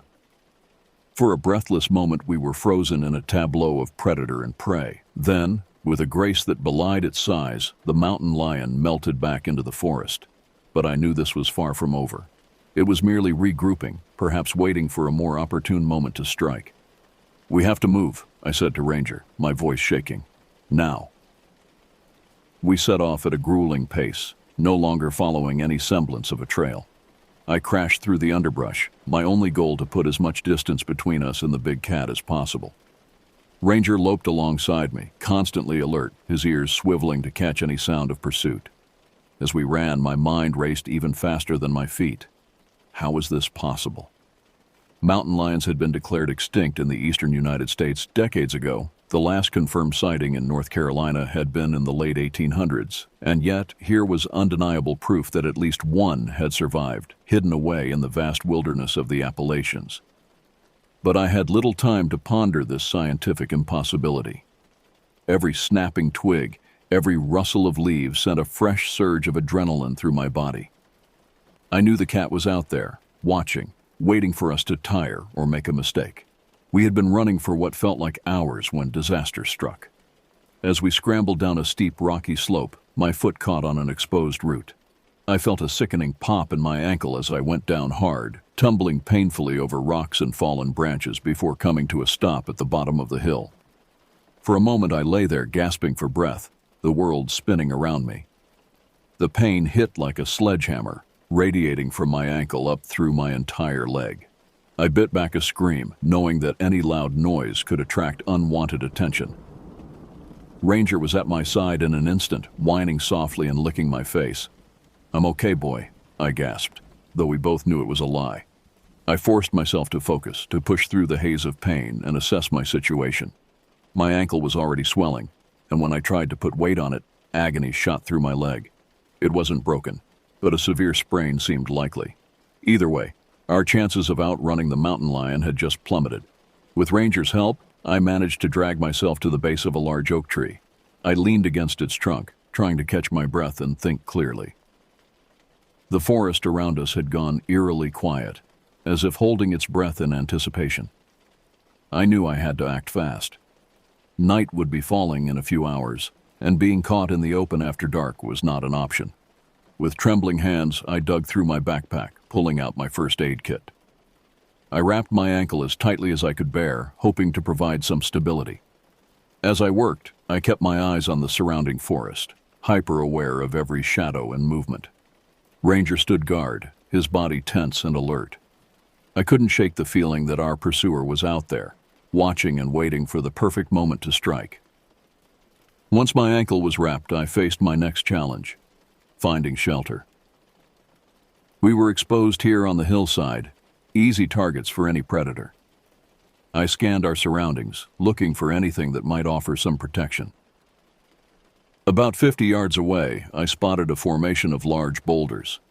If I could make it there, we might have a defensible position, something to put our backs against.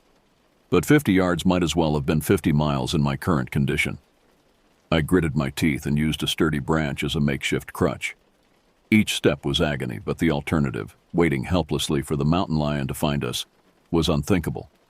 Ranger stayed close, occasionally letting me lean on him for support. Our progress was agonizingly slow. Every snapping twig or rustle of leaves sent a jolt of fear through me. I imagined yellow eyes watching from the shadows, biding their time as I limped pathetically towards safety. We were about halfway to the boulders when Ranger suddenly froze, his ears pricked forward. A low growl rumbled in his chest. I didn't need to ask what he had heard. I felt it too. The prickling sensation on the back of my neck, the absolute certainty that we were being watched. Slowly, I turned my head, scanning the forest behind us. At first, I saw nothing but trees and shadows. Then, a flicker of movement caught my eye. My heart nearly stopped as I made out the sleek form of the mountain lion, slinking low to the ground, its eyes fixed on us with predatory intensity. It was stalking us, using the underbrush for cover as it closed the distance. In that moment, I knew with terrible certainty that we would never make it to the boulders, not both of us at least. I looked down at Ranger, my loyal companion who had been by my side through countless adventures. He met my gaze, and I swear I saw understanding in those intelligent eyes. Without hesitation, I made the hardest decision of my life. "Go, boy," I whispered, my voice choked with emotion. "Run. Find help." Ranger whined, clearly reluctant to leave me. But he was a well-trained dog, and he understood commands. With one last look at me, he took off running towards the boulders. The mountain lion, momentarily confused by the split of its prey, hesitated. It was the opening I needed. Summoning every ounce of strength I had left, I let out a bellowing yell and hurled my backpack directly at the big cat. The unexpected projectile startled the predator, buying Ranger precious seconds to disappear into the forest. Then those yellow eyes turned back to me, narrowing with renewed focus. I stood my ground, heart pounding, as the mountain lion gathered itself to spring. As the last rays of sunlight faded from the sky, I faced the very real possibility that I might not live to see another dawn. But I had given Ranger a chance, and that would have to be enough. I raised my makeshift crutch like a club, prepared to fight to my last breath. The forest held its breath, and the dance of predator and prey reached its deadly climax. The mountain lion's muscles bunched, preparing to launch itself at me. Time seemed to slow, each heartbeat stretching into eternity. In those final moments, a strange calm washed over me. If this was to be my end, I would meet it head-on. Just as the big cat tensed to spring, a chorus of howls erupted from the forest behind me. The mountain lion's ears flattened against its head, its gaze darting past me towards the source of the sound. For a split second, uncertainty flickered in those yellow eyes. It was all the opening I needed. With a desperate surge of adrenaline, I swung my improvised club with all my might. The branch connected solidly with the side of the cat's head just as it began its leap. The impact threw off its trajectory, sending it crashing into the underbrush beside me. I didn't wait to see if it would recover. Ignoring the screaming pain in my ankle, I half ran, half crawled towards the boulder formation where I had sent Ranger. Behind me, I could hear the mountain lion thrashing in the bushes, letting out a furious roar that chilled me to my core. The howls grew louder, closer. In my pain and terror-addled state, I couldn't tell if they were wolves, coyotes, or perhaps even domesticated dogs. All I knew was that they had inadvertently saved my life, and I silently thanked whatever forces had brought them here at this moment. I reached the boulders just as full darkness descended on the forest. Gasping for breath, I wedged myself into a narrow crevice between two massive rocks. It was a tight fit, but it offered some protection on three sides. I fumbled in my pockets for my flashlight and knife, my only remaining defenses. For hours, I huddled in that cramped space, every muscle tense, straining to hear any sound of approach over the pounding of my own heart. The chorus of howls had faded into the distance, leaving behind an oppressive silence broken only by the occasional hoot of an owl or rustle of wind through the trees. My ankle throbbed relentlessly, and I knew I was going into shock. I fought to stay conscious, knowing that to pass out here would mean certain death. I thought of Ranger, hoping against hope that he had made it to safety, that perhaps he might somehow lead rescuers to me. As the night wore on, exhaustion began to overtake fear. My eyelids grew heavy, my thoughts muzzy.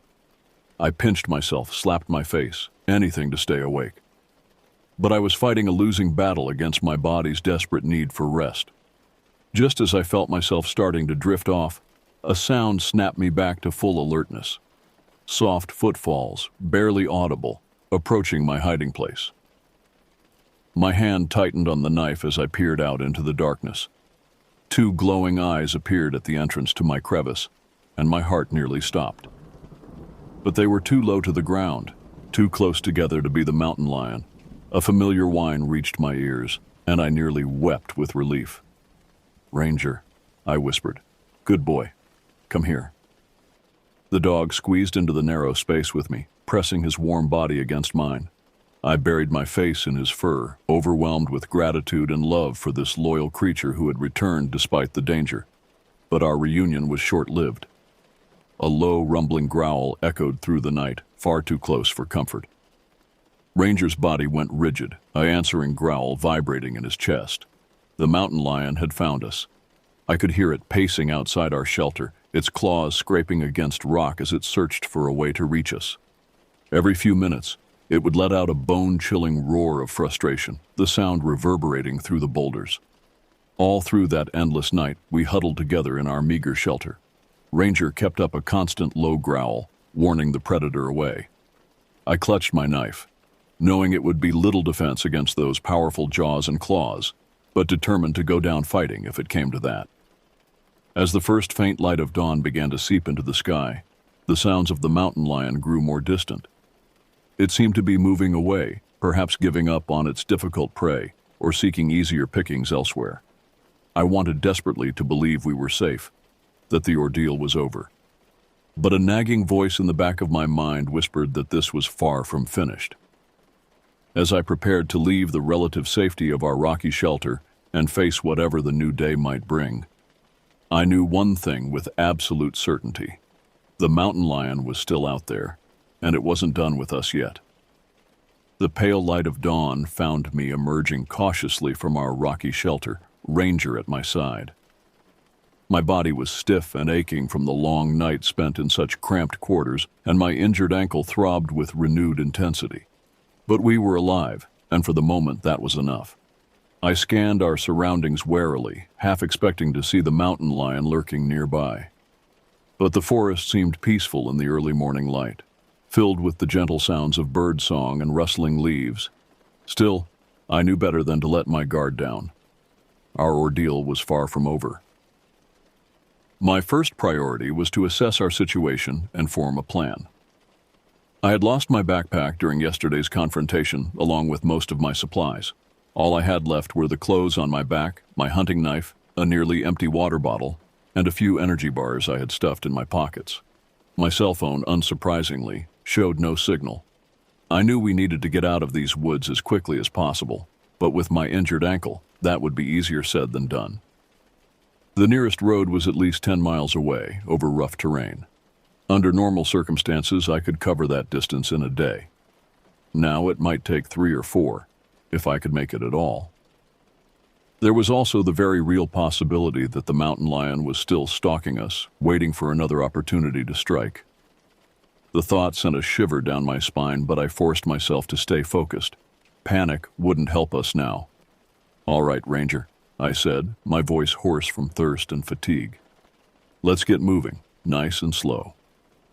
Using a sturdy branch as a walking stick, I set off in the direction I believed would lead us to the nearest road. Ranger stayed close, constantly alert for any sign of danger. Every step was agony, but I gritted my teeth and pressed on. We had no choice but to keep moving. The day passed in a haze of pain and exhaustion. I stopped frequently to rest, knowing I needed to conserve my strength. Each time we paused, I scanned our surroundings obsessively, jumping at every snapping twig or rustle of leaves. The feeling of being watched was constant, oppressive. As the sun began to sink towards the horizon, I knew we needed to find a safe place to spend the night. We had covered maybe 3 miles, painfully slow progress, but better than nothing. Up ahead, I spotted a small clearing with a fallen tree. It wasn't ideal, but it would have to do. I used my knife to cut away some branches, creating a small shelter in the hollowed-out trunk of the fallen tree. It wasn't much, but it would offer some protection from the elements and make us less visible to predators. As darkness fell, Ranger and I huddled together in our makeshift shelter. The night was filled with unfamiliar sounds, the hoot of owls, the rustle of small animals in the underbrush, and occasionally, a distant roar that made my blood run cold. Sleep was impossible. I dozed fitfully, jolting awake at every sound, my hand tight around the handle of my knife. The next 2 days passed in much the same way. We would walk as far as I could manage, rest, then find shelter for the night. My progress was agonizingly slow, and I knew my chances of survival were dwindling with each passing hour. Dehydration and hunger were taking their toll, making me weak and lightheaded. But through it all, Ranger remained a constant, comforting presence. He seemed to understand the gravity of our situation, staying close and offering silent support. More than once, his keen senses alerted me to potential danger, allowing us to change course or find cover. On the afternoon of the 3rd day, as I was beginning to lose hope of ever making it out of these woods alive, I heard a sound that nearly brought me to tears. The distant rumble of a vehicle on a road. With renewed energy, I pushed myself harder, ignoring the screaming pain in my ankle.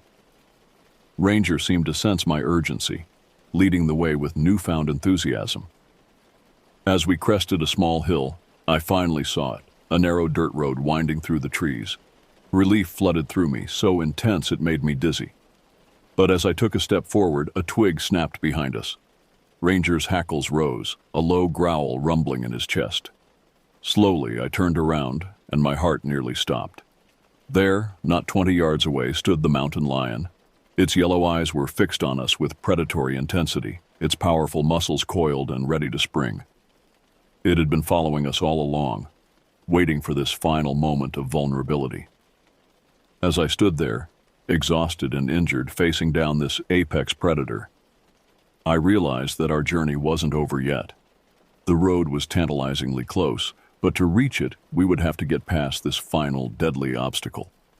The ultimate test of survival was upon us, and I knew that the next few moments would determine whether we lived to tell this tale or became just another mysterious disappearance in the vast wilderness of the Appalachian Mountains. Time seemed to stand still as I faced down the mountain lion. Every instinct screamed at me to run, to make a desperate dash for the road that lay so tantalizingly close. But I knew that any sudden movement would trigger the big cat's predatory response. Our only hope lay in standing our ground. Ranger pressed against my leg, a low, continuous growl rumbling from his chest. I could feel the tension in his body, knew that he was ready to launch himself at the mountain lion to protect me. The thought nearly broke my heart, my loyal companion, willing to sacrifice himself without hesitation.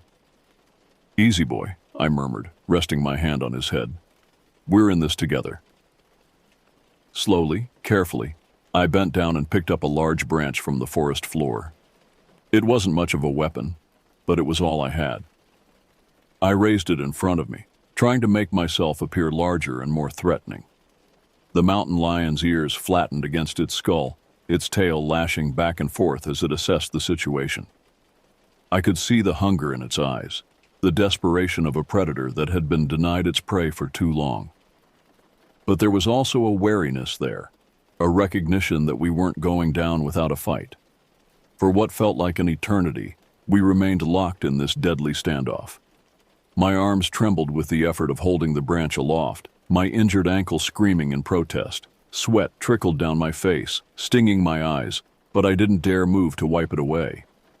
Then, with a heart-stopping roar, the mountain lion charged. Everything happened in a blur of motion and sound. Ranger lunged forward, meeting the big cat's charge head-on. I swung my makeshift club with all my might, connecting solidly with the mountain lion's shoulder. The impact sent shockwaves up my arms, nearly causing me to lose my grip on the branch. The mountain lion let out a yowl of pain and fury, momentarily thrown off balance. But it recovered quickly, those deadly claws slashing out and catching Ranger across the flank. My loyal dog yelped in pain but didn't back down, snapping and snarling as he harried the much larger predator. I struck out again and again with my branch, aiming for the mountain lion's head and legs, trying to keep it off balance. Blood roared in my ears, my vision narrowing to tunnel focus on the life or death struggle before me. I was only vaguely aware of my own voice, shouting and cursing as I fought with every ounce of strength I had left. In the chaos of the fight, I stumbled, my injured ankle giving way beneath me. I crashed to the ground, the impact knocking the wind from my lungs. The mountain lion, seeing its opportunity, lunged for my exposed throat. Time seemed to slow. I saw those terrible jaws coming towards me, knew with sickening certainty that this was the end. But then Ranger was there, throwing himself bodily between me and certain death. Dog and cat became a whirling mass of fur and fangs, snarls and screams echoing through the forest. I scrambled to my feet, desperation lending me strength I didn't know I possessed. Grabbing my fallen branch, I swung it with all my might at the mountain lion's head. The impact made a sickening thud, and the big cat staggered, momentarily dazed. Seizing our chance, I shouted to Ranger, "Run, to the road!"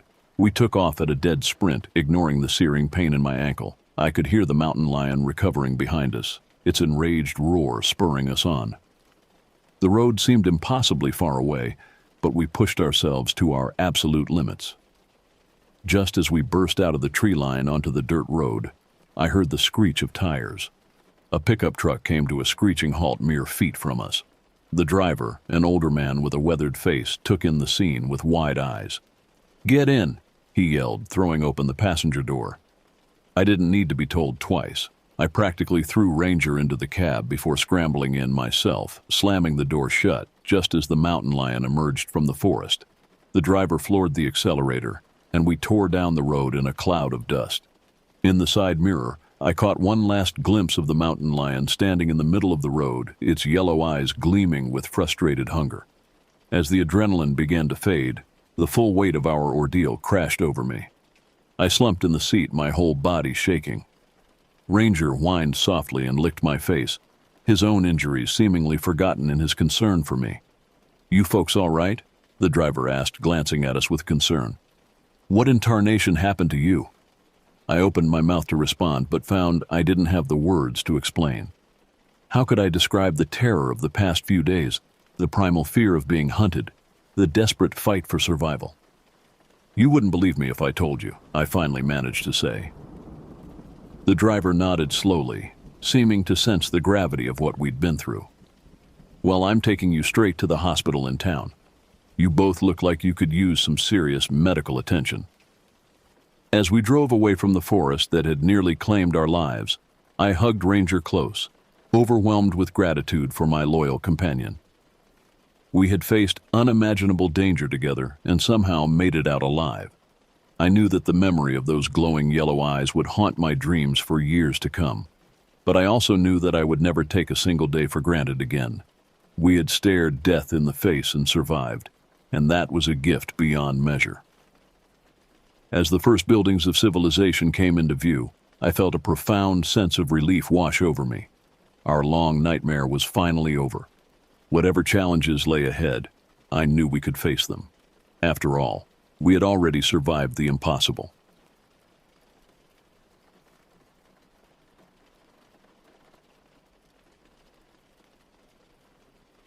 It was late autumn of 2015, and the Central Valley nights were getting longer. At 17, I was struggling through advanced calculus, barely keeping my head above water in Mrs. Reeves's class. That's how I found myself sitting across from Benjamin Chen at 10 p.m. on a Tuesday night, desperately trying to understand derivatives while my parents slept upstairs. "Look," Ben said, tapping his pencil against my textbook. "You're overthinking it. Let's go to my place. I've got better study materials there, and we won't have to whisper." I hesitated. Ben lived out past the city limits, where the streetlights ended and the agricultural heart of California took over. But I was failing calculus, and Ben had offered to help. I grabbed my keys, then paused. The exhaustion from a full day of classes was hitting me hard. "Would you mind driving? I'm beat." Ben nodded, catching the keys as I tossed them. We slipped out into the night, the cold air shocking my system awake. My 2008 Honda Civic chirped as I unlocked it, and we settled in, Ben behind the wheel, me riding shotgun, and my then-girlfriend May in the back, already absorbed in her phone's blue glow. The city fell away quickly once we hit the county road. Clusters of sodium lights marked the scattered ranches and processing plants. The almond orchards stretched endlessly on either side, their branches reaching up like grasping fingers against the starlit sky. My mind wandered as Ben navigated the empty roads. The cattle ranches were coming up. You could smell them before you saw them. That distinctive livestock musk cutting through the crisp night air. Their security lights cast pools of harsh illumination across the pastures. That's when I saw it. At first, my tired brain couldn't process what my eyes were registering. In the floodlit field to our right, something was moving wrong. A massive shape, bovine in its general outline but hideously distorted. It was running, not on 4 legs, but on 2. Its back legs had somehow elongated, joints bent at impossible angles as it loped across the field with a terrible grace that made my stomach turn. I leaned forward, pressing my hands against the dashboard. The thing's head swung toward our passing car, and I saw its eyes, twin points of crimson that seemed to bore straight through the glass and into my skull. They weren't just glowing, they were pulsing with an internal light that spoke of something utterly alien. The creature pivoted, those unnatural legs carrying it directly toward our vehicle with impossible speed. I opened my mouth to scream, but no sound came out. Then, just as it seemed about to impact the passenger side, it simply ceased to exist. Like a candle being snuffed out, it vanished between one heartbeat and the next. The silence in the car was deafening. I slowly turned to Ben, whose knuckles were white on the steering wheel. His face had gone ashen. I swallowed hard, trying to find my voice. "Did you see a bull running on 2 legs?" Ben's voice was barely a whisper. "With red eyes?" Then it just disappeared. I nodded mutely. "Yeah," he said. "Yeah, I saw it." From the back seat, May looked up from her phone. "What are you guys talking about?" Neither of us answered immediately. How could we explain what we'd just witnessed? It defied rational explanation, violated everything we understood about reality. The rest of the drive passed in tense silence, both Ben and I scanning the darkness beyond the headlights, dreading and hoping to see it again. The thing about experiencing something truly inexplicable is how it changes you. In the days that followed, I found myself obsessing over every detail of that night.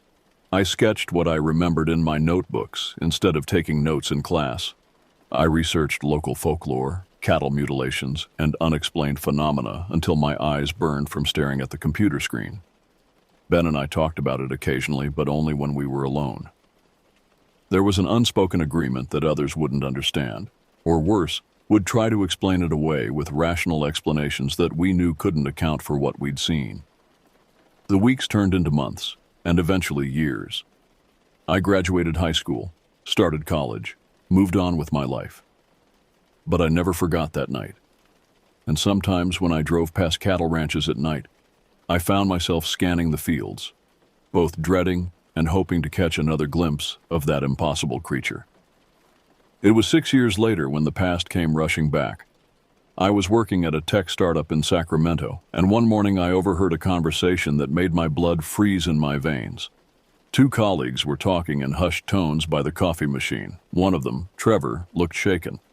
He was describing something he'd seen the previous night while driving home along the same stretch of road where Ben and I had our encounter. "It was like a bull," he was saying, but it was running on its back legs, like a person, and its eyes. He shook his head, unable to continue. I approached them slowly, my coffee forgotten in my hand. Were they red? I asked. Did they glow? Trevor's head snapped up, his eyes wide. You've seen it? That conversation with Trevor sparked something in me. I began researching in earnest, creating a digital archive of similar sightings. They were rare, but they existed, scattered reports across California's agricultural regions of something that seemed to blur the line between cattle and human. Some accounts dated back to the Spanish colonial period, with missionaries documenting stories from Native American tribes about spirits that could take the form of cattle but never quite got the details right. Other reports came from ranch hands, truckers, and farmers, practical people who had no reason to fabricate such bizarre encounters. The pattern that emerged was fascinating and terrifying. The sightings often occurred in areas with both cattle ranches and orchards, always at night, and frequently near the boundaries between cultivated and wild lands. It was as if the creature inhabited the liminal spaces between the natural and manufactured world. The more I researched, the more theories I encountered. Some suggested it was a Wendigo, though we were far from the creature's traditional territory. Others pointed to skinwalker legends, but again, we were outside their usual geographic range. I found academic papers discussing mass hallucination, shared psychosis, and the effects of agricultural chemicals on human perception. But none of these explanations satisfied me. They couldn't account for the consistency of the sightings across time and witnesses, or the specific details that matched my own experience exactly. What haunted me most was the creature's disappearance, that instant transition from existence to nothingness. It suggested something beyond our understanding of physical reality, perhaps even beyond our dimension of existence.